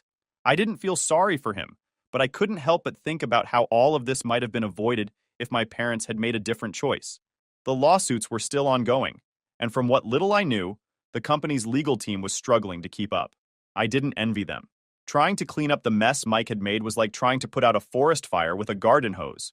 It was only a matter of time before the whole thing came crashing down. Through it all, I kept my focus on my own business. We were growing steadily, bringing in new clients and expanding our team. I hired a small marketing firm to help us get the word out, and it paid off almost immediately. The inquiries started pouring in, and for the first time in a long time, I felt optimistic about the future. One night, as I was reviewing our financials, my wife came into the room with a glass of ginger. "You know," she said, sitting down next to me, "I don't think I've ever seen you this happy." I smiled, setting the papers aside. "It feels good," I admitted, "building something for myself, not answering to anyone else." She leaned her head on my shoulder. "You deserve it." Her words stayed with me long after she went to bed. For so long, I'd been chasing someone else's approval. My parents, my family, even Mike, in a way. But now I was finally doing something for myself. And for the first time, I didn't care what anyone else thought. As I sat there, surrounded by the evidence of my hard work, I realized something important. This wasn't just about proving my parents wrong or outshining Mike. It was about proving to myself that I was capable of more, that I didn't need their validation to succeed. And in that moment, I knew I'd made the right choice. Let them send their letters. Let them make their threats. I wasn't going back. Not now. Not ever. Months after my parents' unannounced visit to my office and the laughable legal threats from my sister, I found myself in a place I hadn't expected: contentment. My new business was running well. Not perfectly, of course, but enough to keep me busy and optimistic. My wife had even started talking about scaling down her own job to join me full-time, and the thought of building this together made it all feel even more meaningful. Still, the remnants of my old life lingered in the background. My parents weren't the kind to just let things go, and though I had blocked most of their attempts to contact me, every now and then, word about the family business or Mike would filter through mutual acquaintances. And the news was rarely good. Mike, it seemed, had finally cracked under the pressure. The lawsuits had drained the company financially, and the loss of key clients meant their revenue was practically non-existent. My dad was forced to liquidate some assets to keep the doors open, but even that wasn't enough. A couple of former co-workers who had joined me recently mentioned that the office was practically a ghost town. Employees who stayed were doing so out of desperation, not loyalty. One day, I got a call from an old client who'd stuck with my dad's company longer than most. "Your parents sold the building," he said. "I thought you'd want to know." That caught me off guard. Selling the office? That building had been the company's home since day one. It was more than just a workspace. It was a symbol of everything we'd built together. Hearing that it was gone felt strange. Not sad exactly, but like another piece of the past had crumbled away. "Thanks for letting me know," I told him. "But I'm not involved with them anymore." "I figured as much," he said. "Just thought you'd want to hear it from someone who's still rooting for you." I appreciated that. It reminded me that not everyone had turned their back on me during this mess. A few weeks after that, I got another surprise. This time, it wasn't a phone call or a letter. It was an email from my dad. I almost deleted it without reading, but curiosity got the better of me. The subject line read, "An apology." I opened it, skimming the first few lines, expecting more excuses or pleas for help. But as I read further, I realized it was different this time. He wasn't asking me to come back or trying to shift the blame. He was admitting he'd made a mistake. "I thought I was doing what was best for the family," he wrote. "But I see now that I let my pride get in the way. I listened to your sister because I didn't want to admit I was wrong about Mike. I see now that you were the one who deserved that position, and I'm sorry for not recognizing it sooner." The email went on for several paragraphs, recounting moments from the past that I'd long since buried. He talked about how much he'd relied on me during the early years, how he knew the company wouldn't have survived without my contributions. Reading it felt surreal. Part of me had waited years to hear these words, but now that they were here, I didn't know how to feel. Toward the end, he mentioned something that stuck with me. "I know I can't fix what's happened," he wrote, "but I hope someday you'll find it in your heart to forgive me." I closed the email without replying. Forgiveness was a complicated thing. I wasn't angry anymore. Not really, but I wasn't ready to let them back into my life either. It felt like they were still trying to pull me into the past, and I'd worked too hard to leave that behind. Meanwhile, my business continued to grow. We moved into a larger office space and brought on a few more employees. Some of the clients who'd stayed loyal to my dad's company eventually reached out, asking if they could work with me instead. I was hesitant at first, but after a few conversations, I realized they weren't just looking for a deal. They were looking for stability. I gave them that, and in return, they gave me their trust. As for Mike, the last I heard, he was living with my sister again.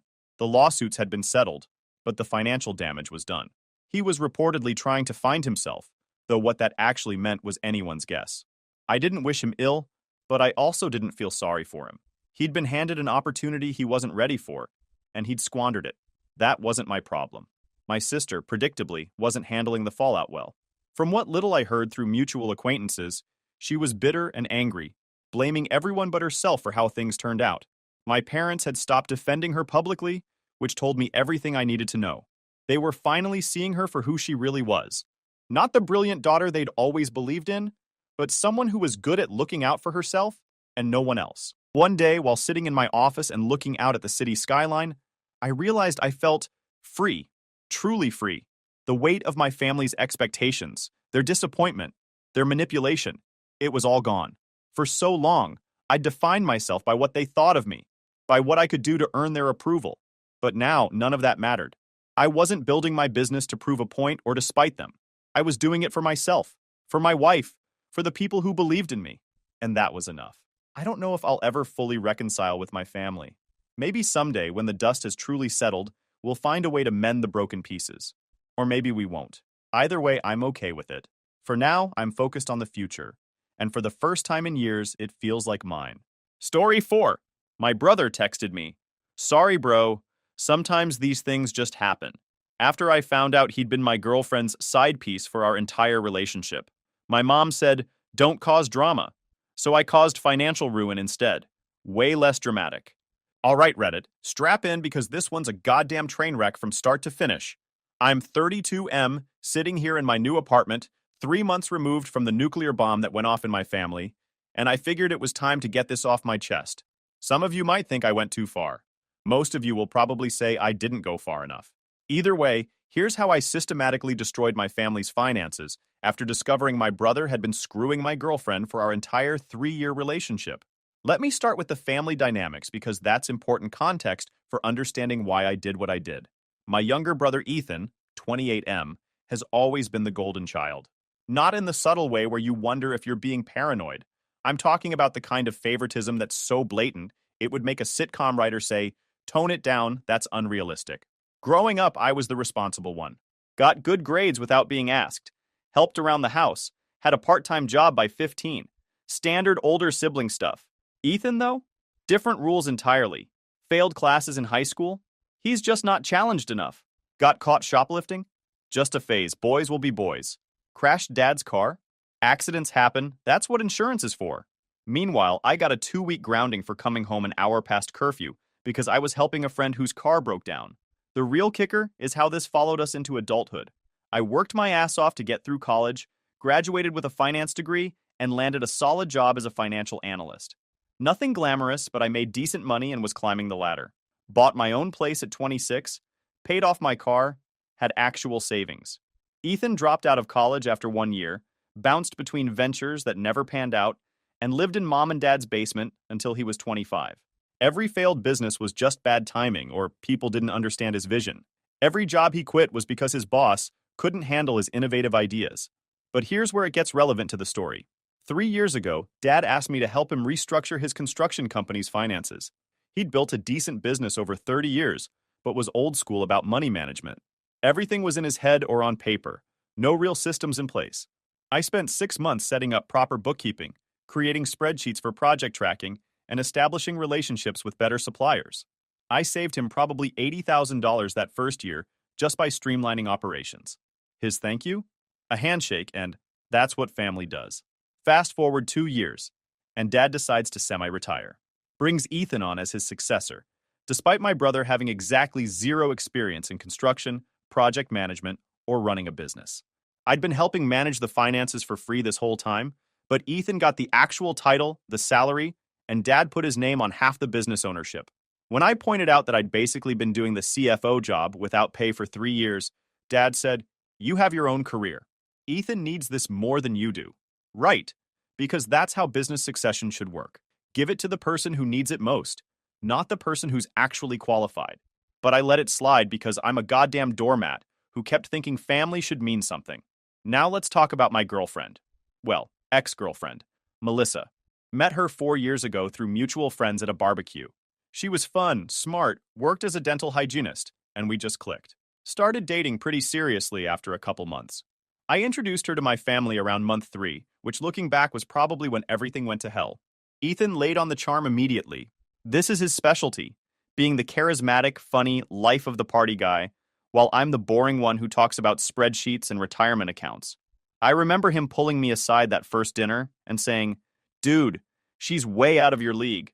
How'd you manage that?" I laughed it off. Stupid me. Over the next 3 years, Melissa got really involved with my family. She'd go to their Sunday dinners, help Mom with holiday cooking, even went on a few shopping trips with my aunt. I thought this was great. My girlfriend getting along with my family. What could possibly go wrong? She and Ethan became particularly friendly. They followed each other on social media. She'd laugh extra hard at his jokes, and he'd always find reasons to chat with her at family gatherings. But I trusted her, so I never thought anything of it. My best friend Marcus tried warning me about 6 months ago. We were at a bar watching the game, and he brought it up casually. Hey man, not trying to start shit, but has Melissa been acting weird lately? Like distant? I thought about it. She had been less interested in sex, picked more fights over stupid stuff, and was on her phone constantly. But I'd been busy with work, so I figured we were just in a bit of a rut. Every relationship goes through phases, I told Marcus. We're fine. He didn't push it, but he gave me this look. The one that says, I tried to tell you. The truth came out 3 months ago in the most pathetic way possible. I was at my parents' house helping Dad with some paperwork.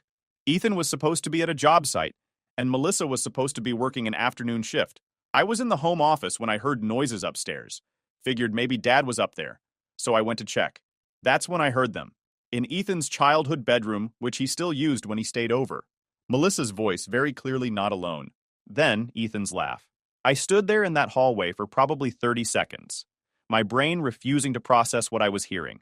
Then the anger kicked in. Not the explosive kind, the cold, calculating kind that makes you think clearly for the first time in years. I pulled out my phone and started recording audio through the door. Got about 2 minutes of very incriminating evidence. Then I walked downstairs, got in my car, and drove home. Didn't confront them. Didn't burst through the door. Just collected evidence and left. That night, I went through Melissa's laptop while she was in the shower. I know, invasion of privacy, but fuck it. My gut was right. Found messages going back almost 3 years. Pretty much our entire relationship. The messages were disgusting. Not just the sexual stuff, but the way they talked about me. He's so boring in bed. Does he ever just do something spontaneous? Your brother's cute, but he's basically a robot. Ethan's responses were worse. He won't find out. He's too busy with work. Sometimes I feel bad, but she clearly prefers me.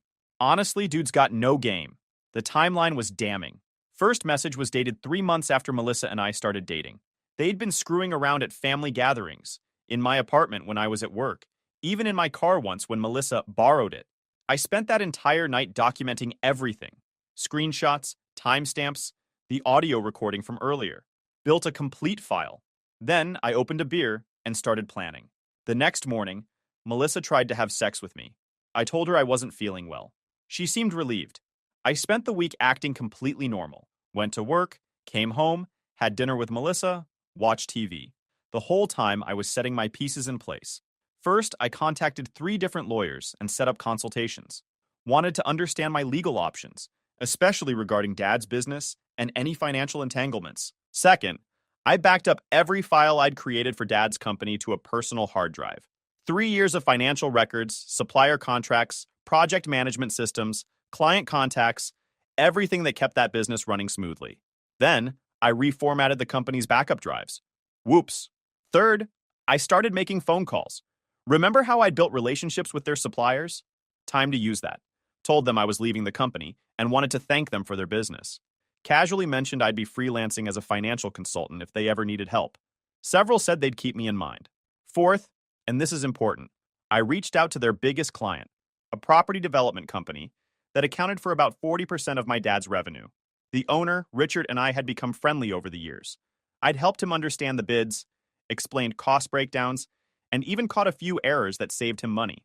I told Richard I was stepping away from the family business and wanted to give him a heads up that he should probably review all future contracts carefully. Mentioned that my replacement didn't have much experience with commercial construction. Richard thanked me and said he'd keep that in mind. Then I waited for the perfect moment. It came the following Sunday at family dinner. Everyone was there. Mom, Dad, Ethan, my aunt and uncle, Melissa. I'd brought my laptop, telling everyone I wanted to show them photos from a work event. We finished eating, and Mom was clearing plates when I stood up and said I had something to share.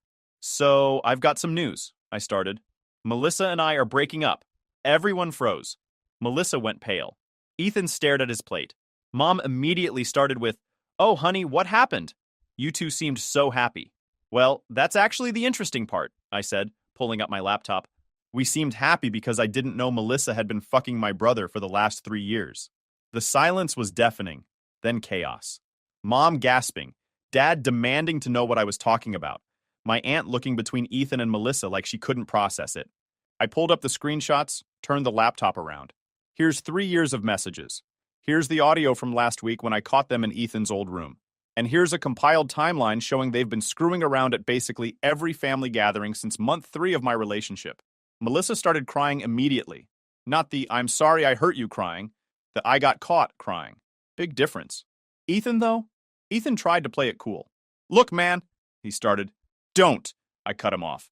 "Do not fucking talk to me." Mom, predictably, went into damage control mode. "Let's all just calm down and discuss this rationally. Getting angry won't solve anything." "I am calm," I said.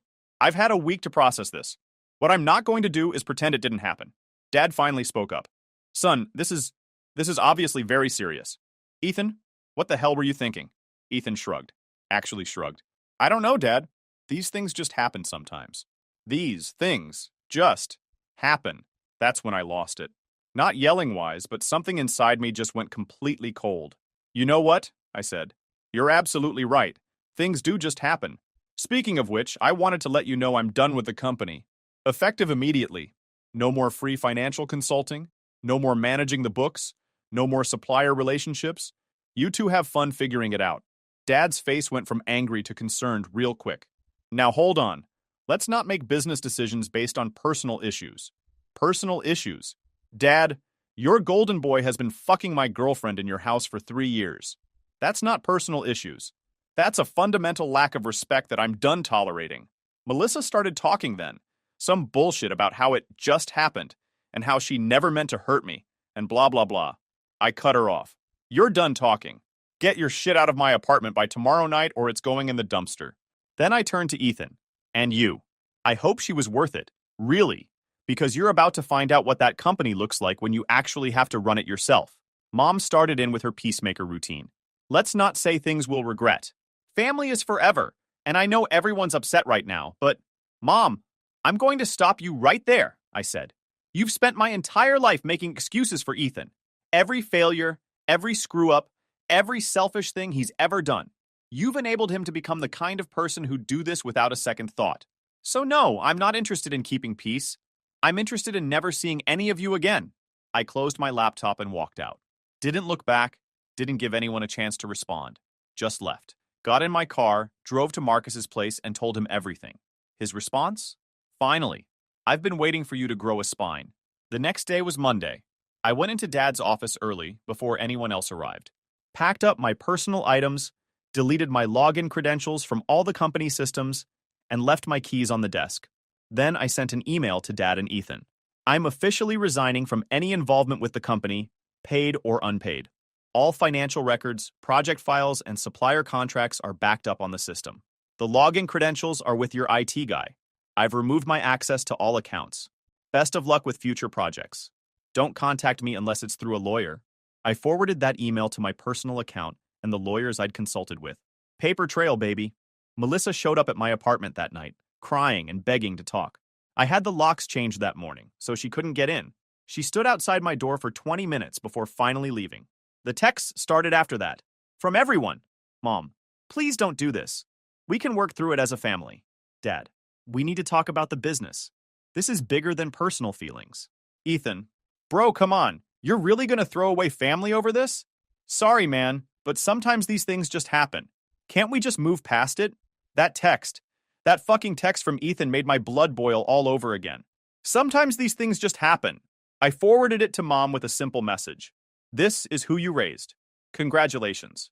Her response, "He's young and made a mistake. Don't cause drama by holding grudges. We're family. Don't cause drama." That's what pushed me from walking away to actively burning it all down. See, I was going to just cut contact and move on with my life. Get therapy, heal, find someone who wasn't a cheating piece of shit. But that text from Mom? That crystallized something for me.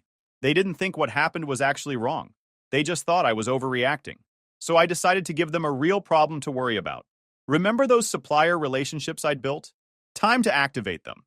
I reached out to their lumber supplier first. These guys provided about 60% of their materials for residential projects. Had a great relationship with the owner, Tom, who'd always appreciated how promptly I processed payments and caught invoicing errors. "Hey, Tom, just wanted to give you a heads up," I told him over the phone. "I'm no longer with the company. My brother's taking over the financial side, and he's got some different ideas about payment terms. Tom was quiet for a moment. Different how? Well, you know how we always did net 30 and actually paid on time? Yeah, I can't speak to whether that's going to continue. Just thought you should know since we've had such a good working relationship. Tom thanked me for the warning. Within a week, they switched Dad's account from net 30 to payment on delivery. No more floating costs between projects. I made similar calls to their other major suppliers. Didn't badmouth the company directly, just mentioned I was no longer managing finances and couldn't vouch for future payment reliability. Most of them tightened their terms immediately. Then I reached out to Richard, the property developer. Took him to lunch.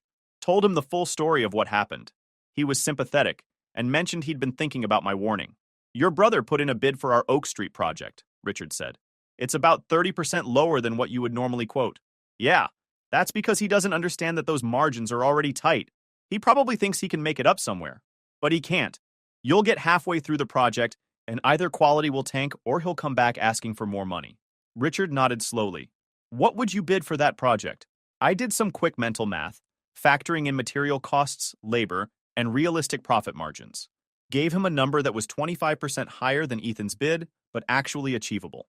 That's more in line with what I expected, Richard said. Tell you what, I'm going to decline your dad's bid. If you ever want to start your own consulting firm, let me know. I'd rather work with someone who knows what they're doing. That lunch planted a seed, but I'll get back to that. The following week, I started noticing the pressure building on Dad and Ethan. Dad called me directly for the first time, skipping the texts. We need to talk about the supplier situation, he said, trying to sound authoritative but mostly sounding stressed. They're all changing our payment terms. Do you know anything about that? No idea, Dad. I'm not with the company anymore, remember? These relationships took years to build. Yes, they did. I built them by being reliable and professional. Maybe they're just adjusting to the new management structure. He was quiet for a long moment. The Oak Street project fell through too. Richard said our bid wasn't realistic. That's unfortunate. You talked to him, didn't you? I had lunch with a former client, yes, as a private citizen. Is that illegal? He hung up on me. The texts from Mom intensified. I was being vindictive. This was affecting the whole family. Why couldn't I just let it go? They'd said they were sorry, except they hadn't. Not really. There was no apology that acknowledged what they'd actually done wrong. Just sorry you're upset, and sorry this happened, and let's move past this. So I kept going. I set up a consulting LLC. Took me about 2 weeks to get everything registered and set up a basic website. Reached out to my network in the construction industry. Contractors, project managers, developers I'd worked with over the years. Offered financial consulting services, bid preparation, supplier negotiations, bookkeeping, whatever they needed. Within a month, I had 4 clients. Within 2 months, I was making more money than my day job. Gave my notice at the financial analyst position and went full-time consulting. And here's the beautiful part. 3 of those clients were companies that used to subcontract with Dad's business. They didn't do it to spite him. They just needed financial expertise, and I was available. But it meant projects that would have gone to Dad were now going to competitors who had better financial management. Dad's business started hemorrhaging money. Not dramatically at first, just a slow bleed. Projects coming in under budget that they'd bid too low on. Material costs exceeding projections because Ethan hadn't factored in delivery fees and waste. Labor running over because Ethan had optimistically scheduled everything without buffer time. About 3 months after I left, Dad called me again. We need help, he said. No preamble, no small talk. The business is in trouble. I'm sorry to hear that. Don't give me that corporate bullshit. You know exactly what's happening. We can't get favorable terms from suppliers anymore. We're losing bids to people who are suddenly undercutting us, and half our reliable subcontractors have moved on. Sounds like a rough market, I said. Have you considered hiring a financial consultant? I hear there are some good ones available. God damn it, stop playing games. This is serious. You're right, it is serious. So was what Ethan and Melissa did. So was your response when I told you about it. Remember that? Don't cause drama? Well, this isn't drama. This is business. If we go under, your mother and I lose everything. The house, our retirement, all of it. That gave me pause.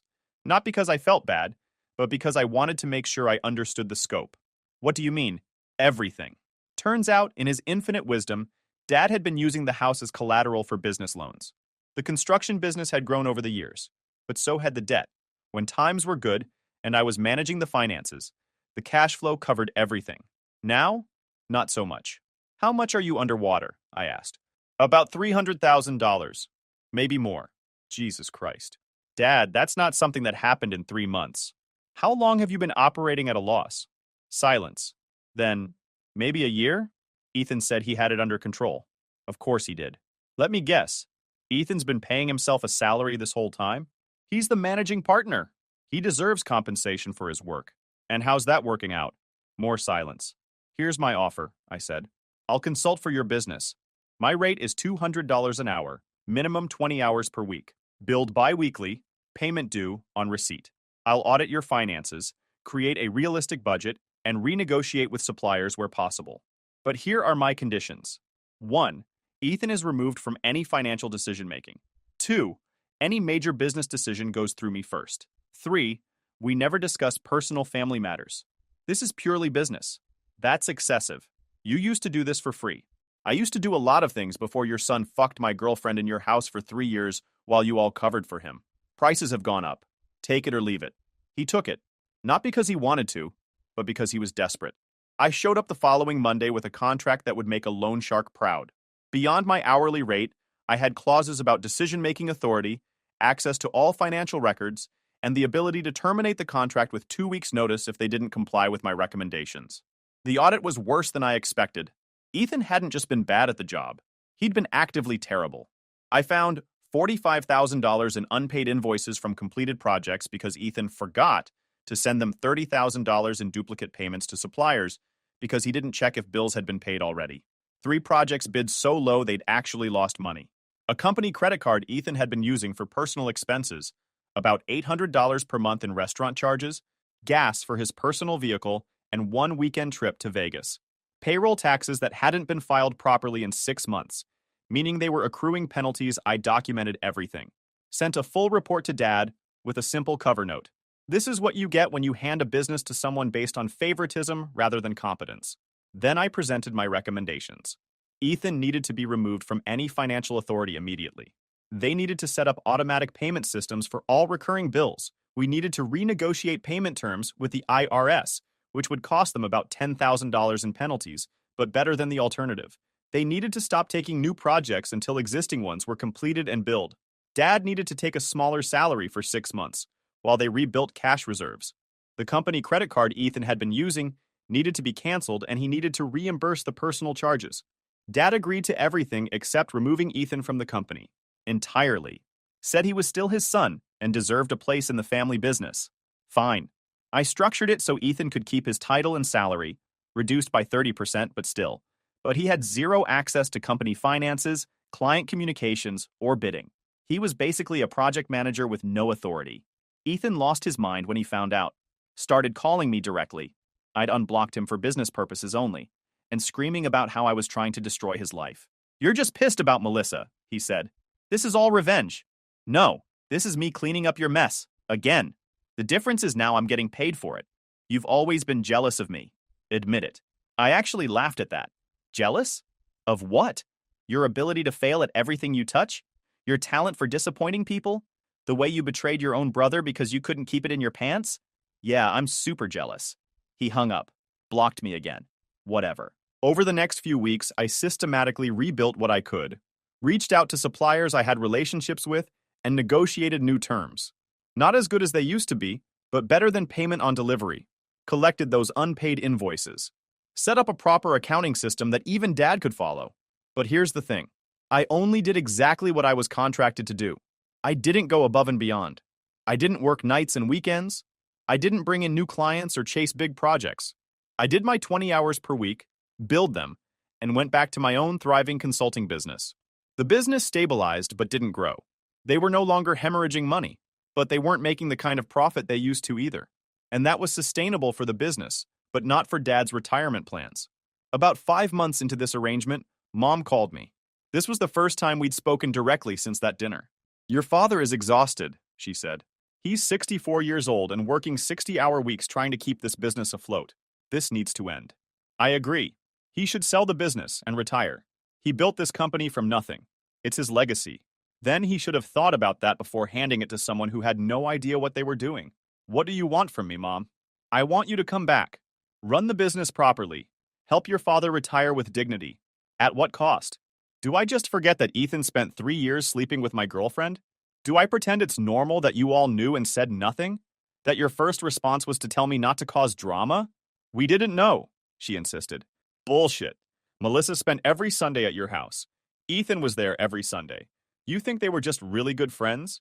You all saw what you wanted to see because it was easier than dealing with reality. That's not fair. Fair? You want to talk about fair? Where was fair when I spent 3 years helping Dad for free? Where was fair when Ethan got handed a business he wasn't qualified to run? Where was fair when you told me to let it go after I found out I'd been cheated on for 3 years? She didn't have an answer for that. Here's what's going to happen, I said.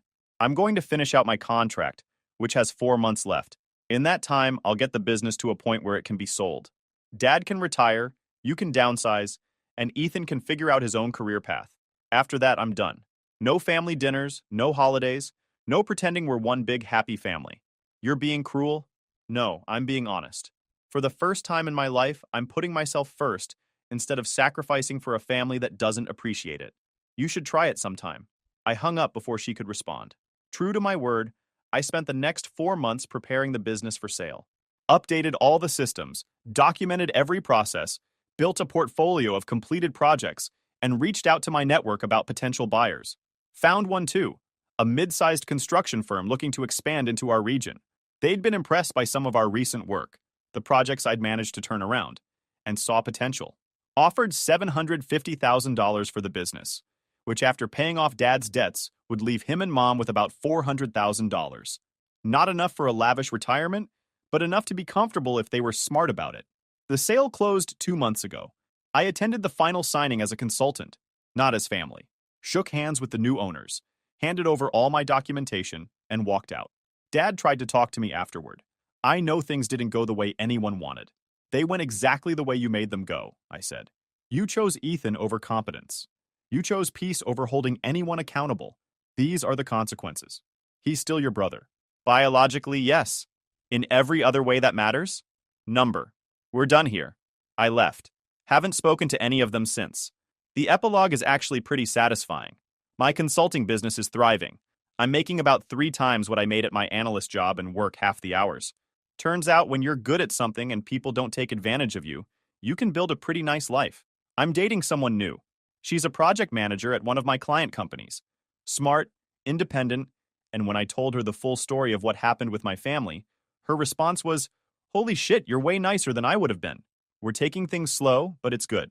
As for my family, last I heard from Marcus, who keeps tabs through mutual friends, things are not great. Dad and Mom sold their house and downsized to a condo.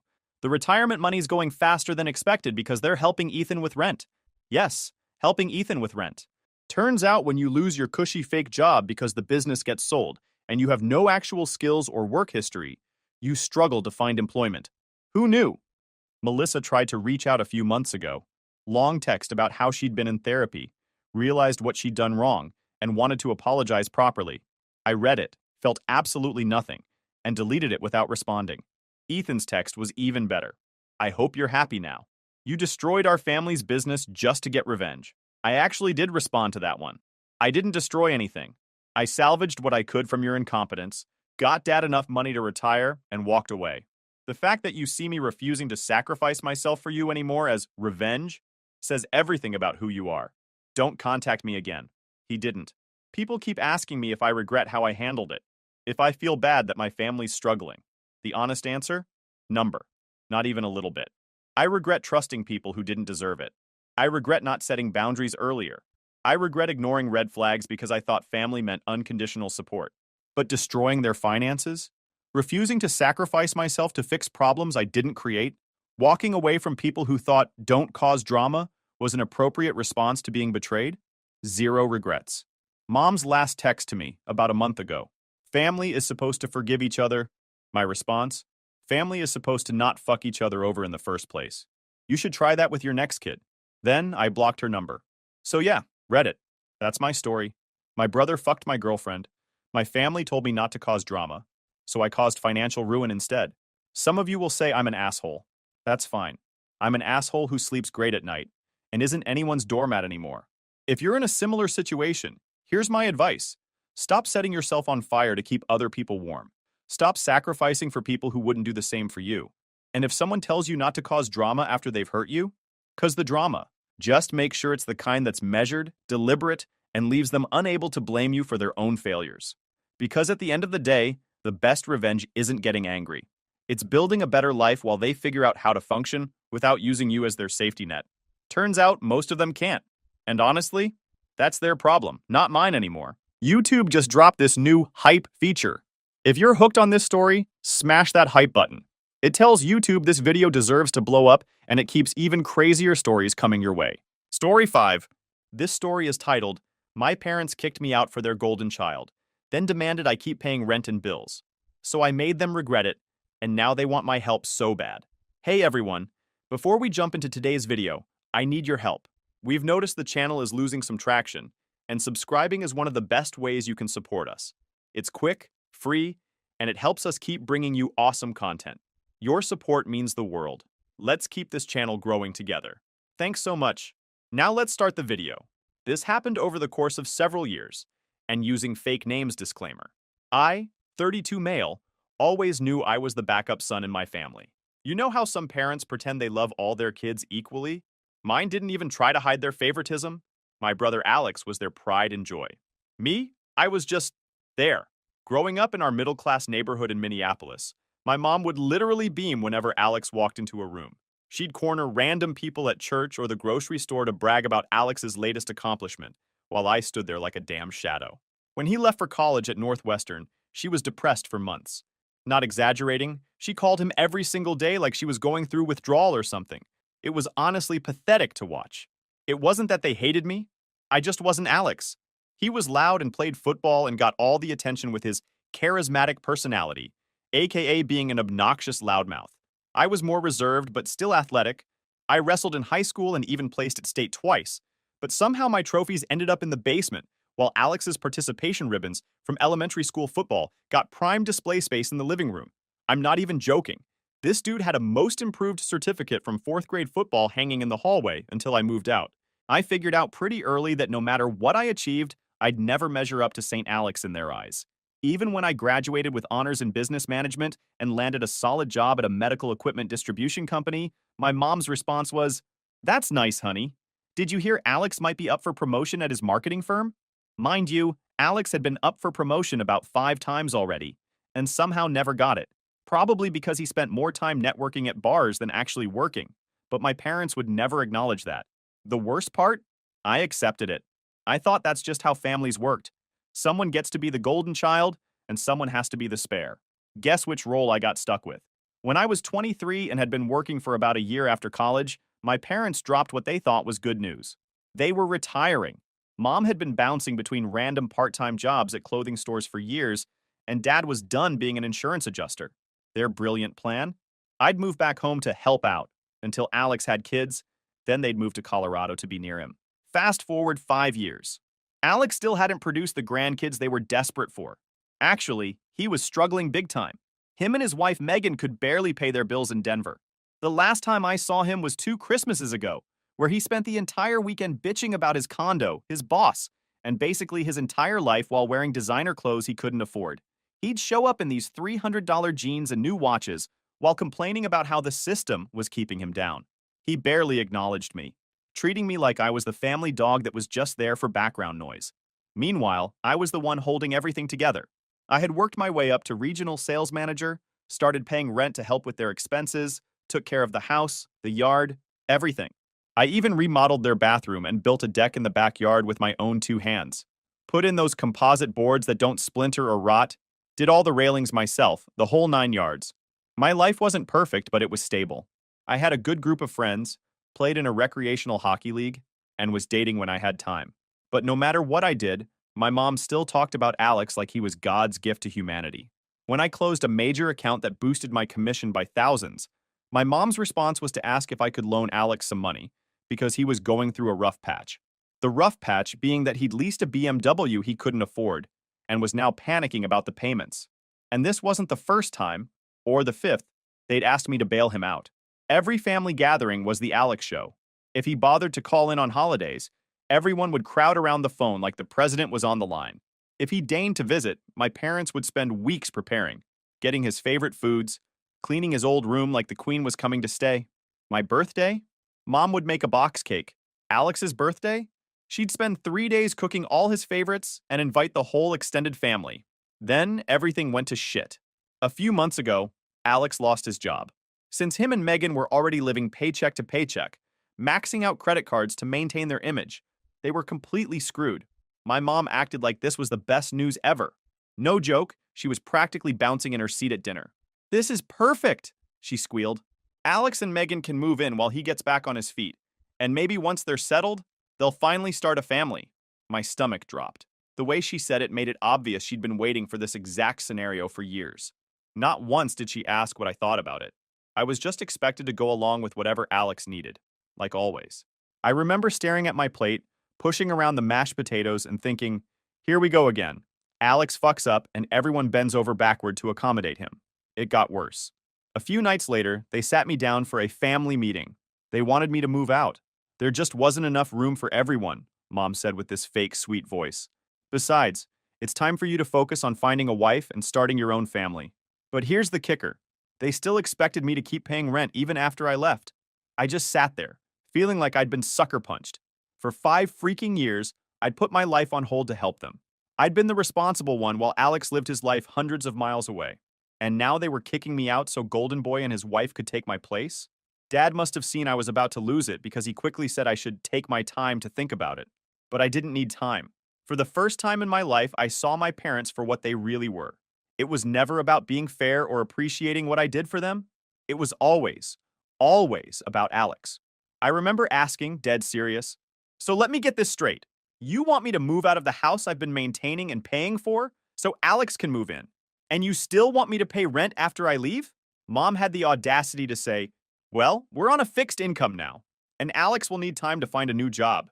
It would just be until he gets back on his feet." "And how long will that be?" I asked.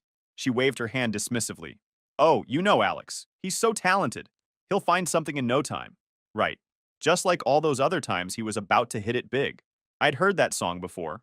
By morning, that emptiness had hardened into pure rage. I kept replaying every family dinner where they talked about Alex instead of asking about my promotion.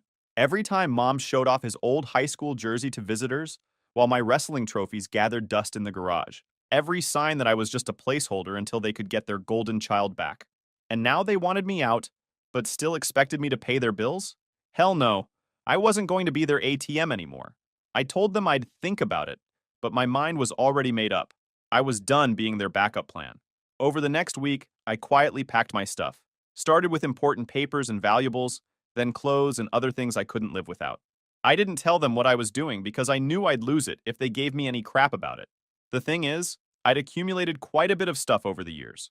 Weights, equipment, books, clothes, all of it had to be cataloged and packed carefully. I'd built a nice collection of tools working on the house, and I wasn't about to leave them behind for Alex to pawn the minute I was gone. I carefully packed my granddad's old toolbox, the one real inheritance I'd gotten in this family, making sure every socket and wrench was accounted for. While packing, I looked for a new place to live. Since I'd been paying a big chunk of their mortgage anyway, I figured I could afford my own apartment. Found a decent place just 15 minutes from work, good layout, 2 bedrooms, and a balcony where I could grill. Most importantly, it was mine. I signed the lease on a Thursday and arranged to move in over the weekend, all while my parents thought I was thinking about their proposal. Little did they know I was methodically extracting myself from their lives. Leaving that night was intense. I waited until after midnight, partly because it felt like a prison break, and partly because I couldn't handle their questions or guilt trips. I had already moved most of my stuff gradually over the past few days, telling my parents I was reorganizing when they noticed boxes disappearing. This last trip was for my bed, the rest of my clothes, and my gaming setup. I left my house key on the kitchen counter with a short note. Found my own place. Don't contact me about rent. Simple, direct, and to the point. Everything our relationship wasn't. I loaded the last of my stuff into my truck and drove away without looking back. The next morning, I blocked my parents and Alex on literally everything. Phone, email, social media, even LinkedIn. Didn't want him trying to contact me through work connections. For the first time in years, I felt free. That first week in my new place was like stepping into a new life. I could leave my gym bag on the couch without Mom complaining. I could come and go without explaining myself. I even started meal prepping properly, and got back on my workout schedule without interruptions. I set up my weight bench in the second bedroom, got all my protein and supplements organized in the kitchen, and for once didn't have to explain to anyone why I needed so much chicken breast in the fridge. But of course, the peace didn't last. About 3 weeks after I moved out, I got a call from an unknown number. Almost didn't answer, but something told me to pick up. It was my Uncle Rick. Rick and Dad had this competitive relationship since they were kids, but unlike my dad, Rick didn't bullshit. He'd always been straight with me, and I respected that. He was the one who taught me how to change my oil and fix a leaky faucet when Dad was too busy watching Alex's high school games. "Jake, what the hell, man?" he asked. "You just disappeared on your parents? They're about to lose the house." "What?" I was completely blindsided. "What are you talking about?" That's when Rick dropped the bombshell. Turned out Alex had been jobless for 6 months, not just a few weeks like Mom claimed, and my parents had been secretly sending him money the entire time. Not just small amounts, but thousands each month to keep both him and Megan afloat in their expensive condo. To make it worse, they'd taken out a second mortgage on the house without telling me. I could barely process what I was hearing. "So let me get this straight," I said, my knuckles white as I gripped the phone. "They borrowed against the house without telling me, then expected me to keep covering their mortgage while they kept bailing out Alex and Megan?" "That's exactly right," Rick confirmed. "And now they're panicking because they might lose the house if they miss more payments. You need to step up and fix this, Jake." I laughed, actually laughed. "Fix it? Why is that my responsibility?" "They're your parents, Jake," Rick snapped. "Family takes care of each other." "Really? Where was Alex when they needed help? He's been bleeding them dry for years, while I've been the one keeping the roof over their heads." Rick went quiet. He knew I was right. "Look, Rick, I appreciate you calling, but this isn't my problem. They chose Alex, like they always do. Now they can deal with the consequences." After I hung up, I sat there in shock, the truth sinking in like a stone. All those times they said they were a little tight this month, or asked if I could chip in extra for utilities. It wasn't because their retirement wasn't stretching far enough. It was because they were funneling money to Alex behind my back. While I was working overtime to help them make ends meet, they were enabling Alex's irresponsible lifestyle. The betrayal cut deep, really fucking deep. For days, I tried to process everything. The more I thought about it, the more betrayed and played I felt. I'd unknowingly been helping Alex and Megan stay afloat in their pretentious lifestyle while my parents funneled my rent money to them. And now, after digging this hole, they expected me to jump in and pull them out? This wasn't my problem. But then I started thinking about the house itself. I'd grown up there, put a lot of work into it, and a small part of me didn't want to see my parents lose it, even if our relationship was in the toilet. I'd spent weekends repairing the roof, replacing old wiring, fixing the plumbing, sweat equity that would all go down the drain if the bank foreclosed. Plus, if I was going to keep paying for something, I wanted it to actually benefit me, not just feed Alex's sense of entitlement. So I made them an offer.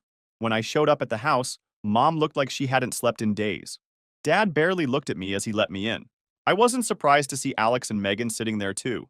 Alex had that smug look on his face, like he'd already won some game I didn't know we were playing. He'd gained weight and was wearing a flashy watch that probably cost more than a month's rent. Typical Alex. Broke as hell, but still had to keep up appearances. "I know about the second mortgage," I said right away, standing with my arms crossed, watching their faces. Mom's hopeful expression immediately changed to guilt. Alex just frowned, looking confused. "Rick told me everything," I added. Mom sighed. "Rick needs to mind his own business." "Maybe, but I'm glad he didn't. Otherwise, I'd still have no idea you were using my money to pay for Alex's expenses." Dad started to interrupt, but I held up my hand. "Let me finish. I'm not here to fight or rehash the past. I have a solution that benefits all of us." I laid out my proposal. I would take over the house completely. In my name, handling the mortgage legally. No bullshit promises about someday. A real official transfer. They could continue living there, but only if Alex and Megan paid their fair share of rent. At least what I'd been paying since I was 23. Mom hesitated. "This is our family home. We're not just going to sign it over to you like it means nothing." "It's not nothing," I replied, keeping my voice steady. "It's your chance to keep the house instead of losing it completely. Right now, the bank owns more of it than you do. If you keep missing payments, they'll take it back. This is your best shot at staying." Of course, Alex had to jump in. "You can't just walk in and take something that doesn't belong to you. This is supposed to be my inheritance," he said, his voice getting louder with each word. "You've always been jealous of me, trying to one-up me. Now you're using Mom and Dad's situation to steal what should be mine." I laughed right in his face. Your inheritance, Alex? You've barely set foot in this house in 10 years. Meanwhile, I've been here looking after mom and dad and paying the bills while you've been living your life 3 states away and bleeding them dry. His face turned red, but he didn't have a comeback. Just started sputtering about how I didn't understand his situation and how the job market was tough right now. Rich, coming from a guy who'd had 5 different jobs in the last 3 years, none of which he'd kept for more than 6 months. I'm not trying to steal anything, I continued, my voice calm but firm. But I'm also not going to keep throwing money into a sinking ship without anything in return. If you want to stay, you need to contribute. If not, that's fine. But I'm not paying for you to live here for free while I struggle on my own. The room went silent. Finally, Dad spoke. We'll think about it. I nodded. Take all the time you need. But remember, the bank won't wait. You're already months behind on payments. This is the only way you'll get my help. As I turned to leave, Alex couldn't help getting in one last dig. This is bullshit, he muttered. You've always been trying to prove you're better than me. I just smiled. I don't have to try, Alex. I just have to show up. The look on his face was priceless. I think that was the first time in our lives I'd actually stood up to him directly. Mom gasped like I'd slapped someone, and Dad just looked at the floor. But it felt good. Damn good. To finally say what I'd been thinking all these years. For a week, I didn't hear anything. I figured they were still arguing about it. Or more likely, Alex was trying to convince them to hold out for a better deal, or find some other sucker to bail them out. Probably thought if they ignored me long enough, I'd cave and just give them money with no strings attached. That's how it had always worked before. Then, out of nowhere, Megan called me. Her voice was shaking with fear. She told me Alex hadn't paid a single cent toward the mortgage, even after they received a foreclosure notice. He kept insisting I was just trying to trick everyone into giving me the house and that it wasn't his responsibility. But Megan wasn't buying it anymore. I don't want to lose the house, Jake, she said, her voice trembling. I know your offer is fair. I've been trying to find a job, but Alex keeps saying I don't need to work, that something will work out. He spends his days playing video games and going out with his friends while your parents are panicking about losing everything. If I don't do something now, I'll end up homeless. She went on to describe how Alex would leave the house at noon, claim he was networking, and come home drunk at 2 a.m. Meanwhile, Mom was still doing his laundry and making excuses for him, even as the foreclosure notices piled up. I actually felt bad for Megan. She wasn't a bad person, just stuck with my entitled brother. So I made her a new offer. Same deal as before with one change. Alex had to leave if he refused to pay rent. Megan could stay, but he was out. I can't kick my own brother out, I explained, but I can set terms for him staying in my house. If he can't meet those terms, he needs to leave. Megan agreed to present my offer to everyone. Part of me wondered if she was secretly hoping Alex would refuse so she'd have an excuse to get away from him. That next meeting was a total shit show. As soon as I brought up rent, Alex completely lost his mind. Jumped up from his chair, knocked over a coffee mug, and started screaming every insult he could think of, calling me a greedy bastard and saying I was manipulating everyone. He even got in my face, trying to intimidate me. But I just stood my ground. I'd been dealing with his temper tantrums our whole lives, and I wasn't about to back down now. You think you're so much better than me? He shouted, his face inches from mine. You've always been jealous because Mom and Dad love me more. That's what this is about, isn't it? You're still that pathetic little kid who couldn't handle not being the favorite? I didn't take the bait. This isn't about who's the favorite, Alex. This is about responsibility. You've had a free ride your entire life and now the bill is coming due. Fuck you, he spat. I don't need your charity. I'm going to make it big any day now. I've got prospects. Prospects don't pay the mortgage, I said simply. Mom and Dad tried to play peacemaker, but it was obvious they still sided with him. Mom kept saying, Alex is going through a difficult time right now, while Dad just looked defeated, like he knew I was right but couldn't bring himself to stand up to Alex or Mom. Standing in the doorway, I said, if you're not willing to accept my help, there's nothing more I can do. Good luck with the foreclosure. Walking away wasn't easy. I kept telling myself it wasn't my job to fix my parents' mistakes, but this annoying voice in my head kept whispering, what if they lose the house? What if it's your fault? But this time, I refused to let guilt control me. I'd done my part. I'd given them a way out. They chose to reject it. Their decision, not mine. Months passed, and my life got better. I started dating a physical therapist named Sarah, got promoted at work, and even started taking Brazilian jiu-jitsu classes 3 times a week. My apartment actually felt like home. For the first time in years, I realized how much I'd been missing. Nothing huge, just the simple freedom to live on my own terms. No one questioning why I needed so much freezer space for meal prep. No one making snide comments about my obsession with fitness. No one making me feel like I was taking up space that rightfully belonged to someone else. Then Megan called me once more, sobbing so hard I could barely understand her. The bank was officially moving forward with taking the house. The foreclosure wasn't just a warning anymore, it was happening. Alex had refused to even consider my offer, and their arguments had gotten so bad the neighbors had called the police twice. I can't do this anymore, Jake, she cried.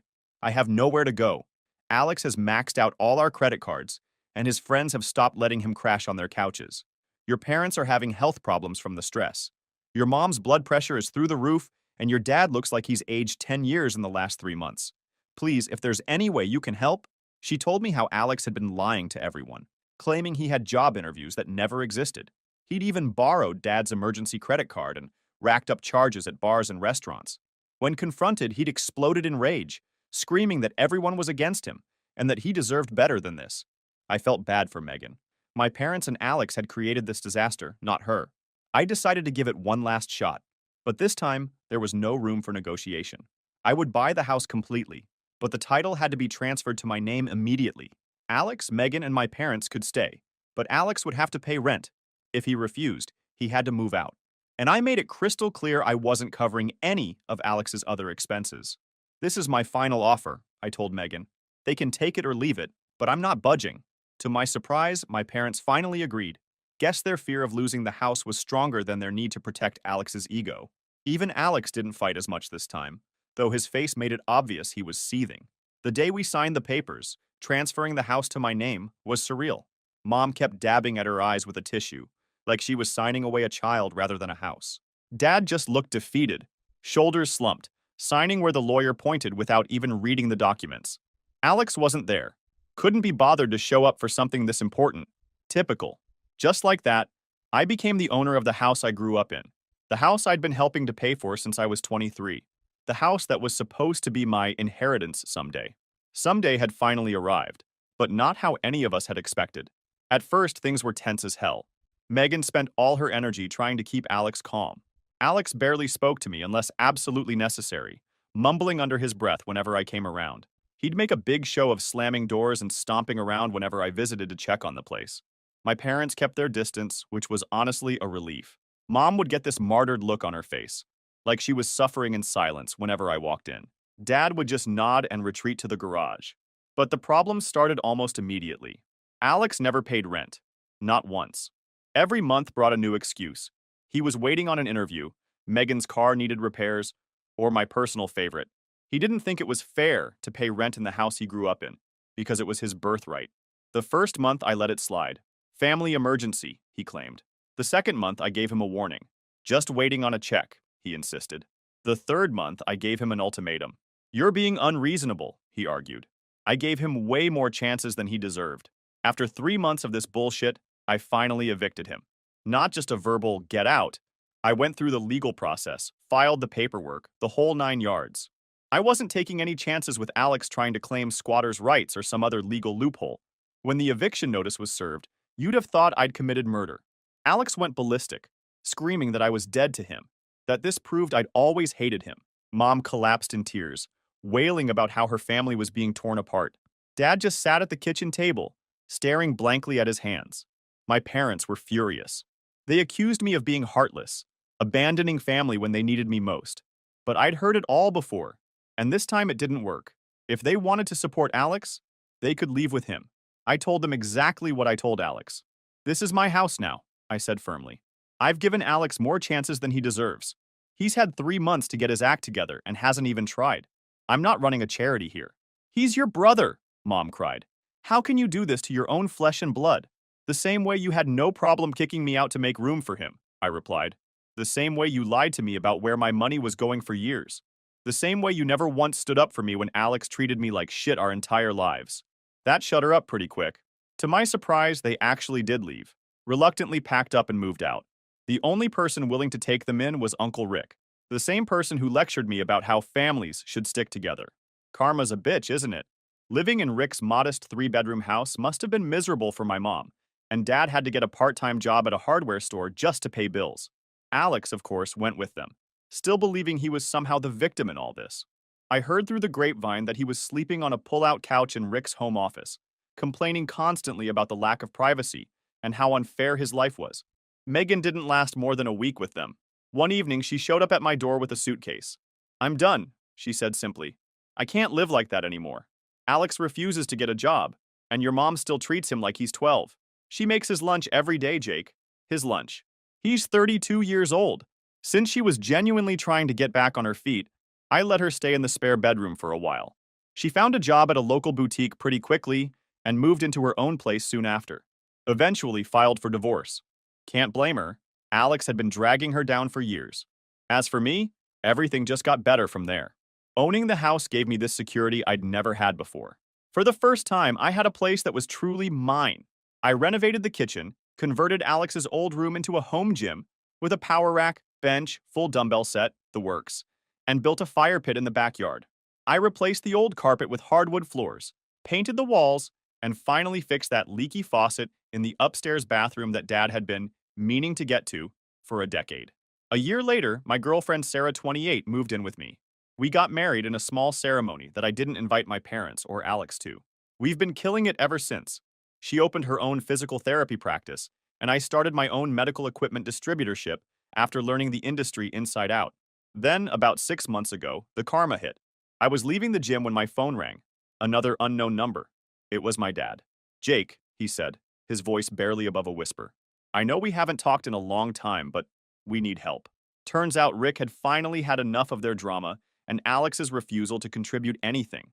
He'd given them 30 days to find somewhere else to live. Mom had been diagnosed with high blood pressure from the stress, and Dad's part-time job barely covered their medications. "What about Alex?" I asked. "Where's he in all this?" Dad sighed. He moved to Florida with some friends. Said he needed a fresh start.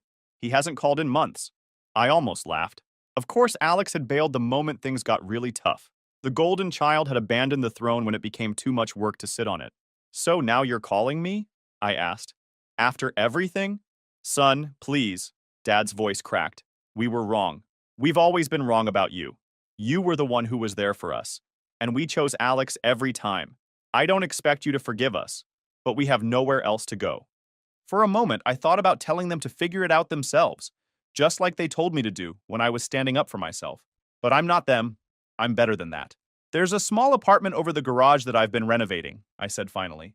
"You can stay there temporarily, but there are conditions. You pay what you can for rent, even if it's just a few $100. You don't mention Alex to me or Sarah, and you acknowledge openly that you were wrong." There was silence on the other end. Then, "Thank you, Jake. We don't deserve it, but thank you." They moved in last month. It's been weird. Mom cried when she saw all the improvements I'd made to the house. Dad actually shook my hand and looked me in the eye for the first time in years. They've been walking on eggshells around me, which is a complete reversal from how things used to be. Last week, I overheard Mom on the phone with one of her friends from church. "My son Jake owns his own business now," she was saying, with that same proud tone she used to reserve only for Alex. He was always the responsible one. It shouldn't matter, but somehow it does. Mom's been trying to make amends in her way. She brings dinner over sometimes, or offers to help Sarah with the garden. Dad's been more direct. He actually sat down with me last weekend and apologized. Said he'd always been proud of me, but didn't know how to show it. Said he'd let Mom's obsession with Alex dictate our family dynamic for too long. It was too little, too late in many ways, but it was something. As for Alex, last I heard, he got fired from his bartending job in Miami and was asking Mom for money again. She told him she couldn't help him anymore. Baby steps, I guess. 2 weeks ago, I got an email from Alex. Just one line. "I hope you're happy now that you've turned everyone against me." I didn't respond.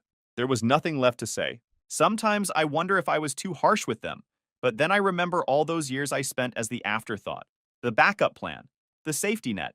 I refused to keep being the responsible one while getting nothing in return. The house that was supposed to be Alex's inheritance? It's where my kid will be growing up soon. Sarah's pregnant with our first, a boy. And trust me, if we have more children later, they'll all be treated equally. Edit update. Holy shit, this blew up overnight. Thanks for all the awards and support. A lot of you have asked for updates about Alex, so here's the latest. He's back in Minnesota now, living in some shitty apartment and working at a cell phone store. Still calls Mom regularly asking for loans that everyone knows will never be repaid. Last week, he had the balls to message Sarah on Facebook, trying to get her to talk some sense into me about family obligations. She blocked him immediately. Dad's actually been stepping up more lately. He's fixing up the apartment above the garage, making it more comfortable for them. Mom's still mom, still makes excuses for Alex, still gets that martyred look sometimes, but she's making an effort with Sarah, which I appreciate. As for me, business is booming, Sarah's pregnancy is going well, and I'm sleeping just fine at night, knowing I finally stood up for myself. Some of you called me an asshole for how I handled things, and maybe I was. But after 30 plus years of being the family doormat, I'm okay with that. Edit 2. For those wondering about Megan, she's doing great. Got her own place, started taking classes at community college, and is dating a decent guy who actually has a job. We still grab coffee occasionally. She's actually becoming friends with Sarah, which is a plot twist I didn't see coming. And yes, I did change all the names in this story. Not that Alex would ever read anything longer than a tweet, but better safe than sorry. Story 6. I showed up to my family's holiday brunch with my kids. My dad smirked. Your presence always makes things harder. You should leave. My sister laughed like she'd just won some competition for pettiest human alive. My kids asked, why didn't Grandpa want us? I just replied, let's go home. And we drove away. An hour later, my mom called, why is the bank card locked? We can't even buy groceries. I ignored them until they went absolutely crazy, and when they finally pushed me far enough, I did something about it. I never thought I'd be posting here, but I need to get this off my chest because it's been eating at me for months. This is a long one, so grab some coffee. I 37 male, divorced for about 4 years now. I used to work in construction project management for a mid-sized company, pulling down decent money and thinking I had life figured out. Then my ex-wife Sarah decided she wanted the exciting life with some fitness influencer she met at the gym. A guy who barely owned furniture but had six-pack abs and a social media following. The divorce was messy, expensive, and left me questioning everything I thought I knew about loyalty. These days, I run my own small contracting business, specializing in home renovations and small commercial projects. It's not glamorous work, crawling around in attics, dealing with stubborn clients, and constantly bidding against guys who lowball just to get work. But it's honest, it pays the bills, and I'm building something that's mine. I raise my 2 kids half the week, Emma, 12, who's smart as a whip and wants to be a marine biologist, and Jake, 10, who can build anything with his hands and has the sweetest heart you've ever seen. I don't live fancy. My house is a modest 3-bedroom ranch that I've been slowly renovating myself. We drive reliable used cars, shop at warehouse stores, and our idea of a big night out is going to the local diner for burgers and shakes. But I've worked my tail off, saved smart, and I'm genuinely proud of what I've built without anyone's safety net. Every dollar in my account came from my own sweat and smart decisions. My family, though? That's a whole different story. And honestly, I should have seen this coming years ago. My dad was career military, 23 years in the Army, starting as an enlisted man and working his way up to sergeant major. He's the kind of strict, controlling guy who thinks showing emotion is weakness and giving compliments will somehow make you soft.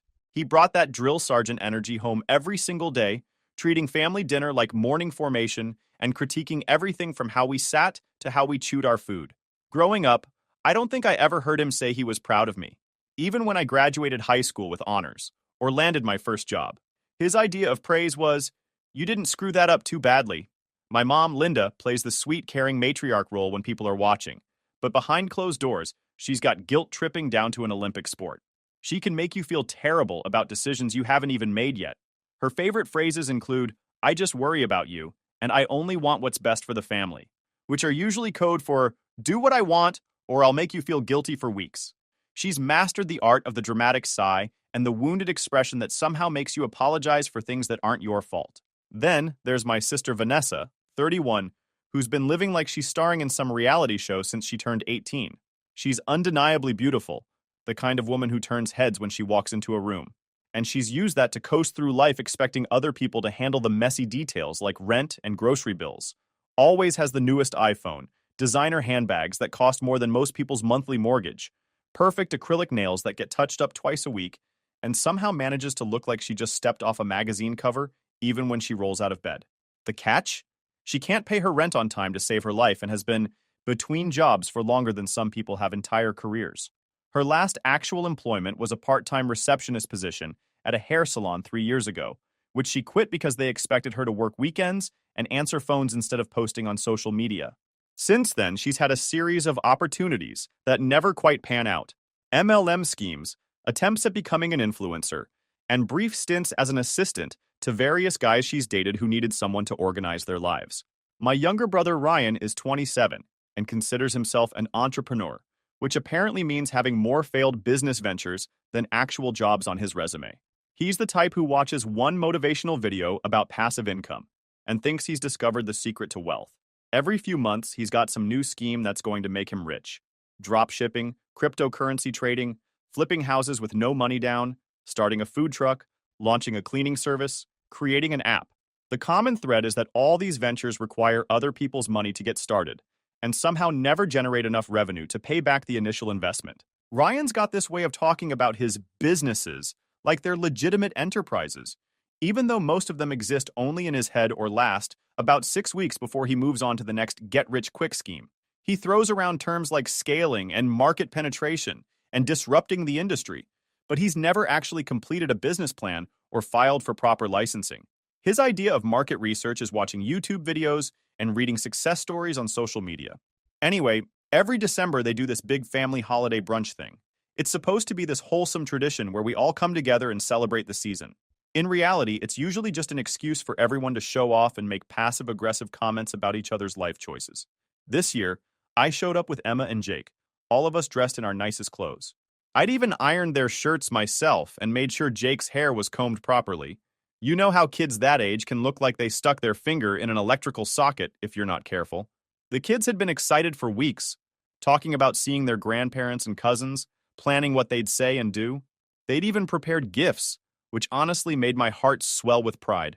Jake had spent hours after school for 3 weeks in shop class, building this little wooden clock for Grandma. He'd sanded it down with progressively finer grits until it was smooth as silk, then stained it this beautiful cherry color and hand-painted the numbers. The kid was so meticulous about it, measuring everything twice and asking his teacher for help with the battery-powered movement. When he brought it home, he wrapped it himself in newspaper and tied it with string because he'd spent his allowance on the materials. Emma had saved up her allowance money for 2 months. Every dollar from helping with dishes, folding laundry, and keeping her room clean, to buy Grandpa a coffee mug that said Best Granddad in bright blue letters.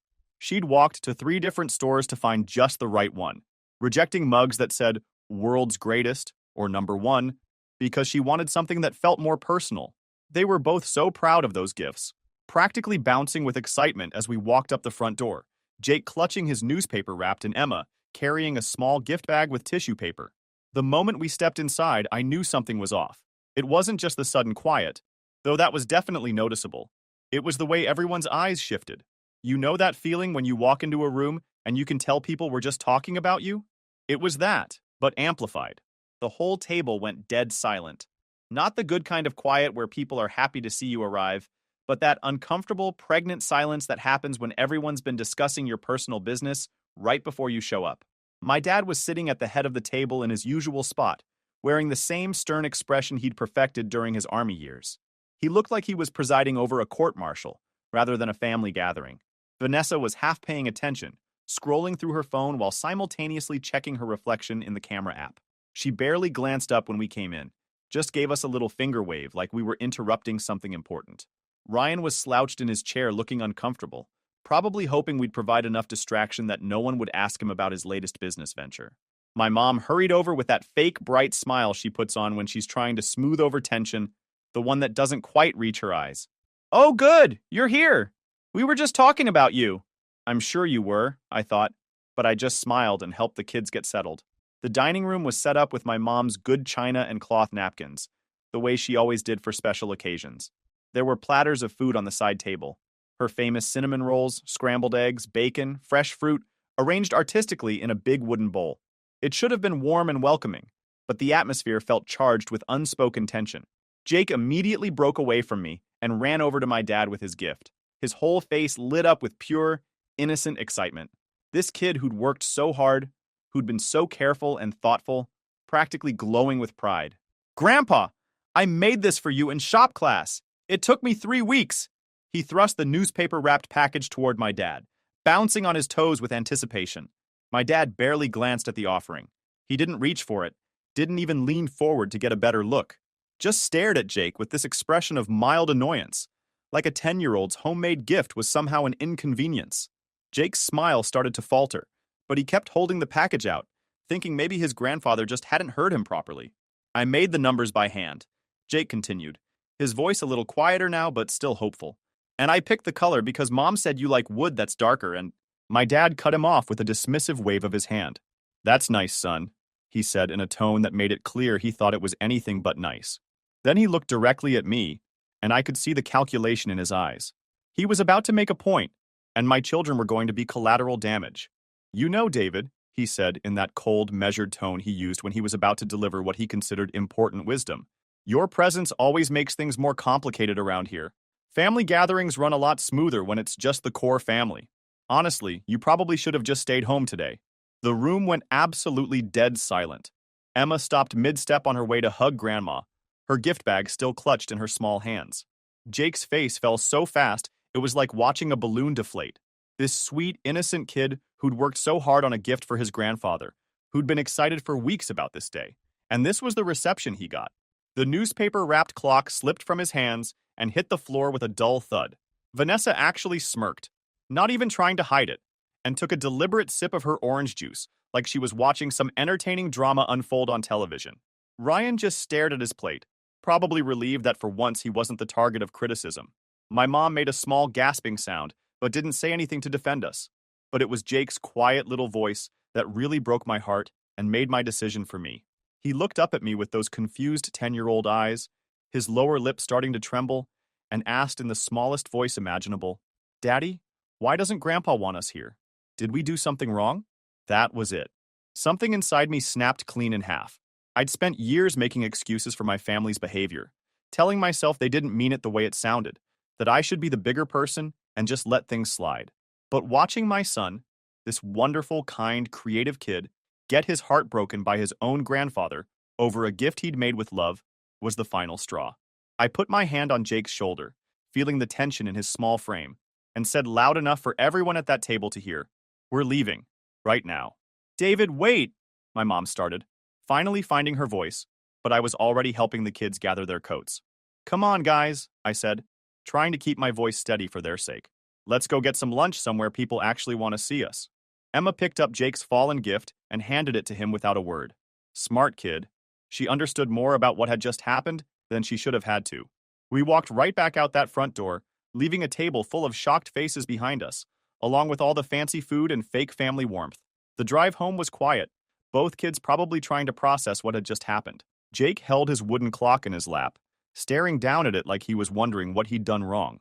Emma kept looking out the window, unusually subdued for a girl who normally chattered nonstop about everything she saw. I felt terrible that they'd been caught in the crossfire of whatever my family's problem was with me. But I was also proud that I'd finally stood up for us, instead of just taking it like I always had. For the first time in years, I'd chosen my children's dignity over keeping the peace. Back home, the kids disappeared into their rooms, Emma to read and Jake to work on a Lego set. I sat in my kitchen staring at my phone, replaying the whole scene in my head and getting angrier by the minute. Not just about what happened, but about how long I'd been letting it happen. Then I remembered something that made my blood pressure spike even higher. There's this joint family account I'd set up years ago, back when I thought I was being helpful and building stronger family bonds.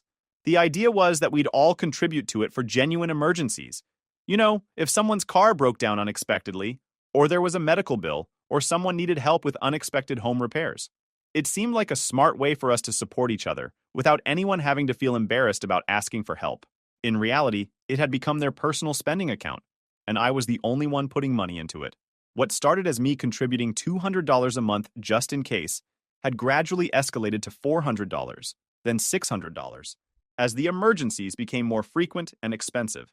I kept telling myself it was temporary, that eventually everyone would start contributing their fair share, but somehow it never worked out that way. I pulled up the banking app on my phone and started scrolling through the recent transactions, really looking at them for the first time instead of just glancing at the notifications and assuming everything was legitimate. The pattern that emerged made my stomach churn. Over $1,200 had gone out in just the last 2 weeks alone. Urgent groceries for $200, which was laughable considering Vanessa's idea of cooking, was heating up frozen meals, and Ryan lived on fast food and energy drinks. When they did buy groceries, It was always name brand everything: organic produce they'd let rot in the fridge, and expensive pre-made meals that cost 3 times what it would take to cook from scratch.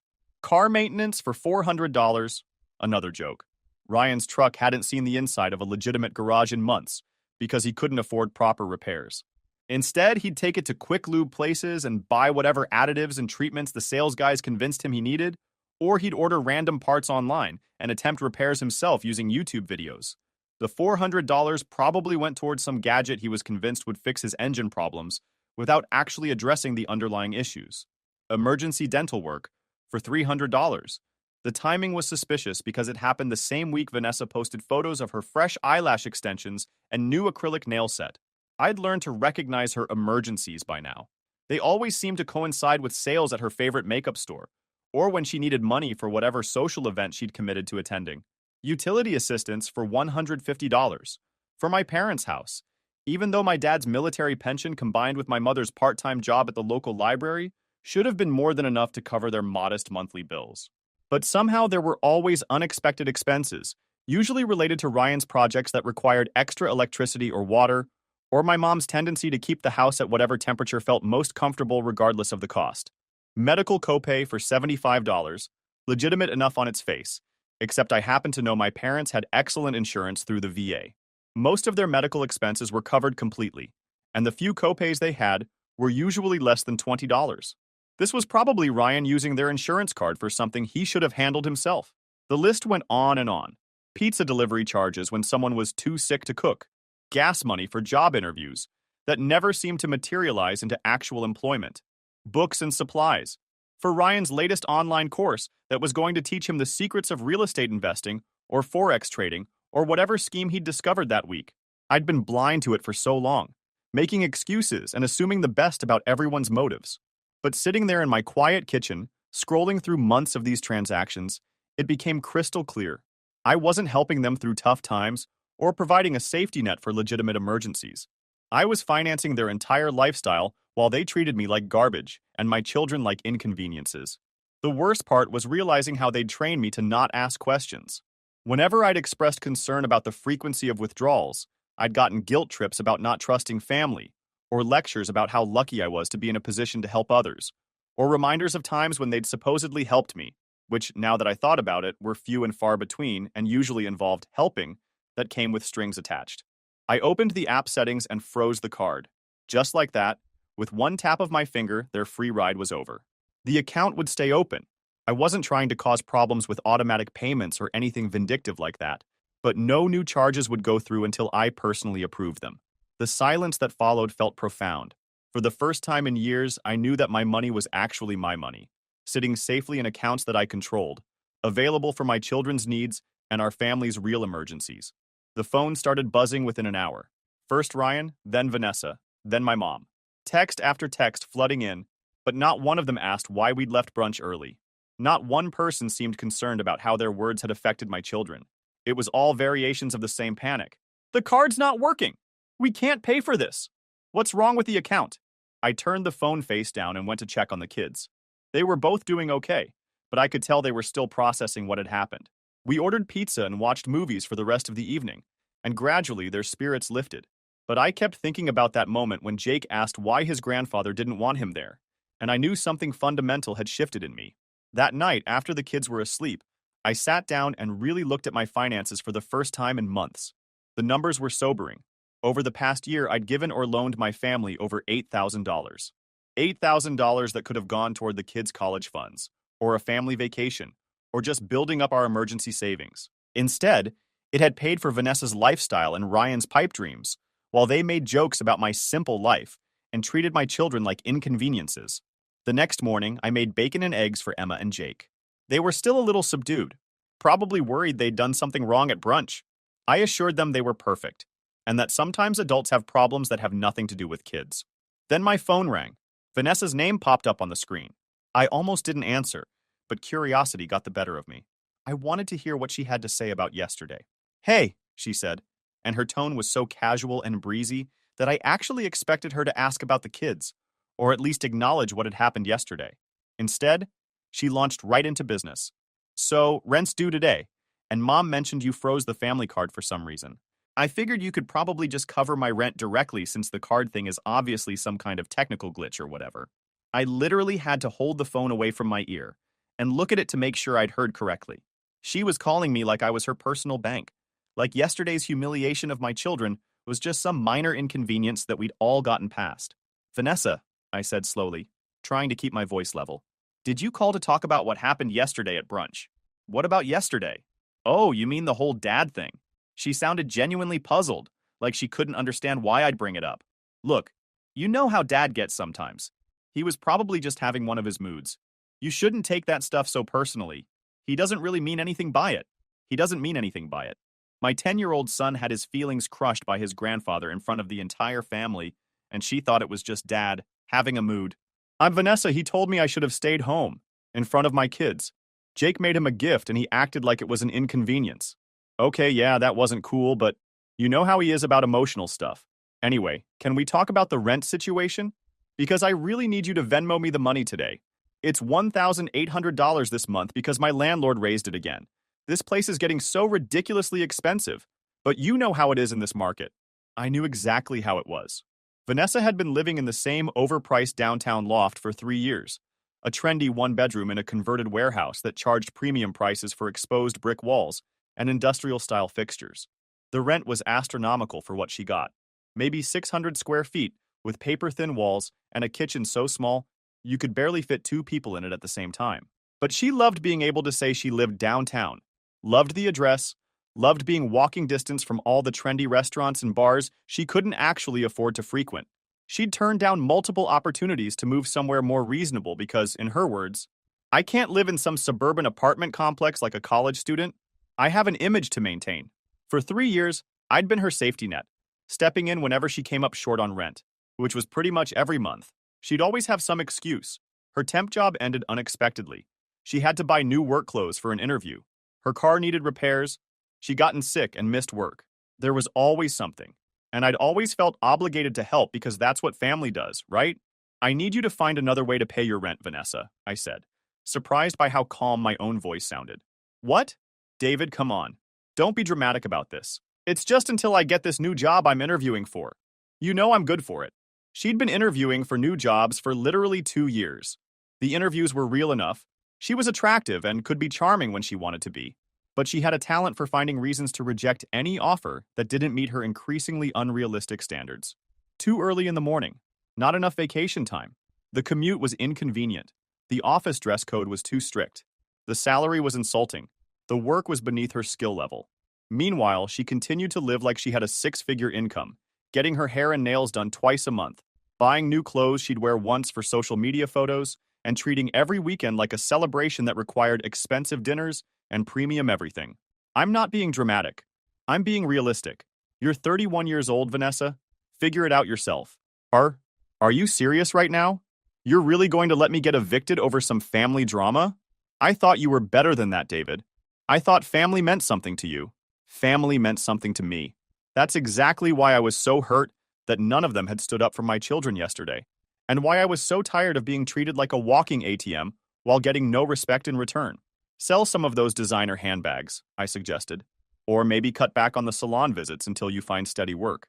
You don't understand what it's like trying to find a good job in this market. I have to look professional. I can't show up to interviews looking like I shop at discount stores.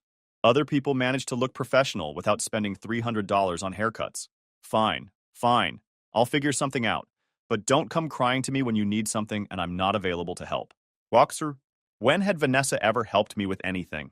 I tried to think of a single time she'd offered assistance, financial or otherwise, and came up empty. Even when Sarah and I were going through our divorce and I was struggling to keep everything together, Vanessa's contribution had been to offer fashion advice and suggest I should treat myself to new clothes to boost my confidence. I hung up before she could continue, and I felt something I hadn't experienced in years. Relief. Pure, uncomplicated relief. For the first time, I'd said no to a family member's demand for money without feeling guilty about it, without immediately starting to second-guess myself and wonder if I was being too harsh. Later that afternoon, my mom called using what I'd learned to recognize as her concerned mother voice. A little softer than usual, with just a hint of worry that was designed to make you want to fix whatever was wrong. Hi, sweetheart, she started. I wanted to check in about that card situation. Is everything okay? Sometimes those banking apps can be confusing. Right to the money. Not a word about how my kids had felt yesterday. The card's fine, Mom. I froze it intentionally. Oh, a pause. Well, I'm sure you had your reasons. But speaking of money troubles, Ryan's truck broke down this morning. You know how he depends on that truck for work. It would mean so much to all of us if you could help him out with the repair costs. The mechanic says it'll be about $1,500. Ryan's truck. That beat-up old pickup he drove around pretending to be a contractor, even though his contracting work consisted of maybe one small job every few months. The truck that spent more time broken down than running because he refused to take care of it properly. That's unfortunate, I said. What does this have to do with me? Well, you've always been so good about helping when family needs it. And Ryan's really trying to get his business off the ground. This truck situation could really set him back. I let the silence hang for a moment. Then I asked the question I'd been wanting to ask all day. Mom, why didn't anyone say anything about what Dad said to me and the kids yesterday? Another pause, longer this time. Oh, David, you know your father. He was probably just having one of his moods. You shouldn't take those things so personally. Shouldn't take it personally. My father had essentially told me I wasn't welcome at a family gathering, in front of my children, and I shouldn't take it personally. He hurt Jake's feelings, I said. Kids are resilient. Jake will be fine. That was the moment the switch flipped completely. Sitting there listening to my mother dismiss my son's hurt feelings while simultaneously asking for $1,500, I finally saw the dynamic clearly. They could treat me however they wanted because they knew I'd always be there with an open wallet when they needed something. But it wasn't just about money. It was about respect. And they'd made it clear that I had none of theirs. After I hung up, I started thinking about all the money that had flowed out of my accounts over the years. The loans that were never repaid. The emergencies that were really just poor planning. The constant expectation that I'd cover whatever they couldn't or wouldn't pay for themselves. Vanessa alone owed me $2,000 from last year when she'd claimed she needed urgent dental work. I'd found out later through her social media posts that she'd spent the money on a long weekend trip to Miami for some guy's birthday party. When I'd confronted her about it, she'd promised to pay me back as soon as she got her next job. That was 8 months ago. I decided right then that I was done being the family bank, and I was going to start collecting on old debts. 2 days later, I was scrolling through social media during my lunch break when Vanessa's latest post popped up. Designer shoes. Brand new, still in the box, with a caption about treating yourself when life gets stressful. The shoes looked expensive. The kind of expensive that could probably cover a month of groceries for a family of 3. I screenshot the post, then dug through my old text messages until I found what I was looking for. From 8 months ago, David, I swear I'll pay you back as soon as I can. You're literally saving my life right now. I owe you big time. I sent her a payment request through the banking app for exactly $2,000, along with the screenshot of her new shoes and her old promise to pay me back. Her response came within minutes. Are you serious right now? I didn't reply. She could figure out whether I was serious when she decided whether to pay me back or not. 3 hours later, my phone chimed with a payment notification. $2,000 deposited into my account. No message, no explanation, just the money. Cold and transactional, which was exactly how I felt about our relationship at that point. With Vanessa's money, I did something I hadn't done in years. I planned something fun for just me and the kids. A week-long fishing and beach trip to the coast, complete with a charter boat rental and a cabin right on the water. Emma had been begging to try deep-sea fishing, and Jake was obsessed with finding perfect shells and sea glass. I booked everything that night. 4 days on the water, with a local guide who promised we'd catch enough fish to feed an army, plus 3 days just relaxing on the beach. I arranged for the rental cabin to have a full kitchen so we could cook our catches each evening and eat like kings. The best part? I didn't tell anyone where we were going. I just informed my ex-wife that I'd be taking the kids on vacation during my custody week, handled the logistics, and disappeared. No social media posts, no check-ins, no updates to family about our plans. I wanted them to wonder where I was and what I was doing. For once, they could be the ones left in the dark. We came back from our trip sunburned, exhausted, and completely happy. Emma had caught a 20-pound grouper that she wouldn't stop talking about.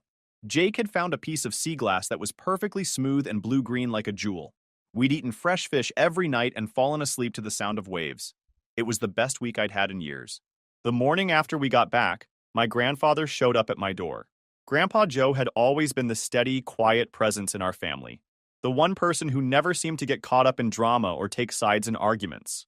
He was my dad's father, but somehow he'd managed to avoid inheriting the harsh edges that defined my father's personality. "Got time for some coffee?" he asked, holding up a thermos and a manila envelope. We sat on my back porch while the kids played in the yard, still riding the high from our beach adventure. Grandpa Joe watched them for a while, smiling at their energy, before he turned serious. "I've been watching how they treat you," he said quietly. "Your parents, your siblings. I've been watching for years, actually, and what happened at that brunch was the last straw for me." I started to deflect. Old habits die hard. But he held up a hand. "Don't make excuses for them, David. I saw how your boy's face fell when your father said what he said. I saw how none of them stood up for you or those kids. And I've been watching you carry the financial load for this family while they treat you like you don't matter." He handed me the envelope. "I've made some changes to my will. Everything that was going to be split between your mother, Vanessa, and Ryan now goes to you and your children. The house, the savings accounts, the investment portfolio. It's about $400,000 total, plus the property." I stared at the envelope, not sure how to respond. "Grandpa Joe, I can't." "You can, and you will. You're the only one in this family who's earned it. You work hard, you take care of your kids, and you've been taking care of everyone else for years without getting anything but grief in return. This money will go to someone who'll use it wisely and make sure those grandkids of mine have what they need." He stood up to leave, then paused. "The lawyer will be contacting everyone next week to inform them of the changes. Thought you should know first." After he left, I sat on that porch for another hour, watching Emma and Jake play and thinking about what had just happened. This wasn't about the money, though I'd be lying if I said $400,000 wouldn't change our lives. It was about recognition. For the first time, someone in my family had acknowledged that I'd been carrying more than my share, and that maybe, just maybe, I deserved something good in return. 3 days later, my phone started buzzing with a series of increasingly frantic messages from my family. They'd all been contacted by my grandfather's lawyer about the will changes. Suddenly, everyone wanted to talk. Vanessa sent a long text about how we'd always been close and should get together soon to work things out. Ryan called twice and left voicemails about wanting to clear the air about some misunderstandings. My mom sent a series of messages suggesting family dinners and holiday plans, as if the past month hadn't happened. I deleted every message without responding. By the next month, the consequences of my financial withdrawal had started to cascade through my family's carefully constructed house of cards. Vanessa's social media presence told the story better than any conversation could have. The posts went from champagne brunches and designer outfit photos to increasingly creative ramen noodle recipes and cozy nights in that were obviously code for "can't afford to go out anymore." Her downtown loft, it turned out, was way beyond her actual means without someone else covering the shortfalls. Ryan's truck got repossessed 2 weeks later. I only found out because my mom called crying, saying the bank was now coming after her for co-signing one of his business loans. Apparently, Ryan's latest entrepreneurial venture had involved borrowing money against his truck to fund some kind of online marketing scheme that had predictably collapsed. "David, I know we haven't talked much lately," she said through her tears, "but I'm really scared. They're saying I might lose the house if Ryan can't pay this loan back. I never thought co-signing would put me at risk like this." For just a moment, I felt the old, familiar tug of guilt. This was my mother, after all, and she was genuinely frightened. But then I remembered her dismissive attitude about Jake's hurt feelings, her casual assumption that I'd hand over $1,500 for Ryan's truck, and years of being treated like a walking ATM. "That's tough, Mom," I said. "Maybe Ryan can sell some of his business equipment to help pay it back." "David, please. I know you're upset about the brunch thing, but can't we put that behind us? I really need help here. The brunch thing, like it was some minor disagreement about dinner plans." "I hope you figure it out," I said, and ended the call. The most desperate attempt came from Vanessa a few weeks later. She sent a long text message that started with fake apologies and gradually devolved into full-scale begging. "David, I know I haven't been the best sister lately, and I'm really sorry about that. I've been thinking a lot about family and how important it is that we stick together. I know you're probably still upset about the holiday brunch, and I get it. I really do. Dad was out of line. We all should have said something. Can you please help me out just this once? I swear on our grandparents' graves that I'll pay you back. I'm really struggling here, and I don't know who else to turn to. I promise things will be different going forward." I stared at that message for a long time, remembering all the other promises she'd made over the years. All the times she'd sworn things would be different, that she'd learned her lesson, that she just needed one more chance. Then, I thought about those designer shoes she'd bought with money she claimed she didn't have, just days after asking me to pay her rent. I sent back one sentence. Sell the shoes. She read the message immediately. She never replied. For the first time in years, I didn't feel guilty about saying no. I didn't feel obligated to fix everyone else's problems or apologize for setting boundaries. I wasn't their crutch anymore, and the relief was overwhelming.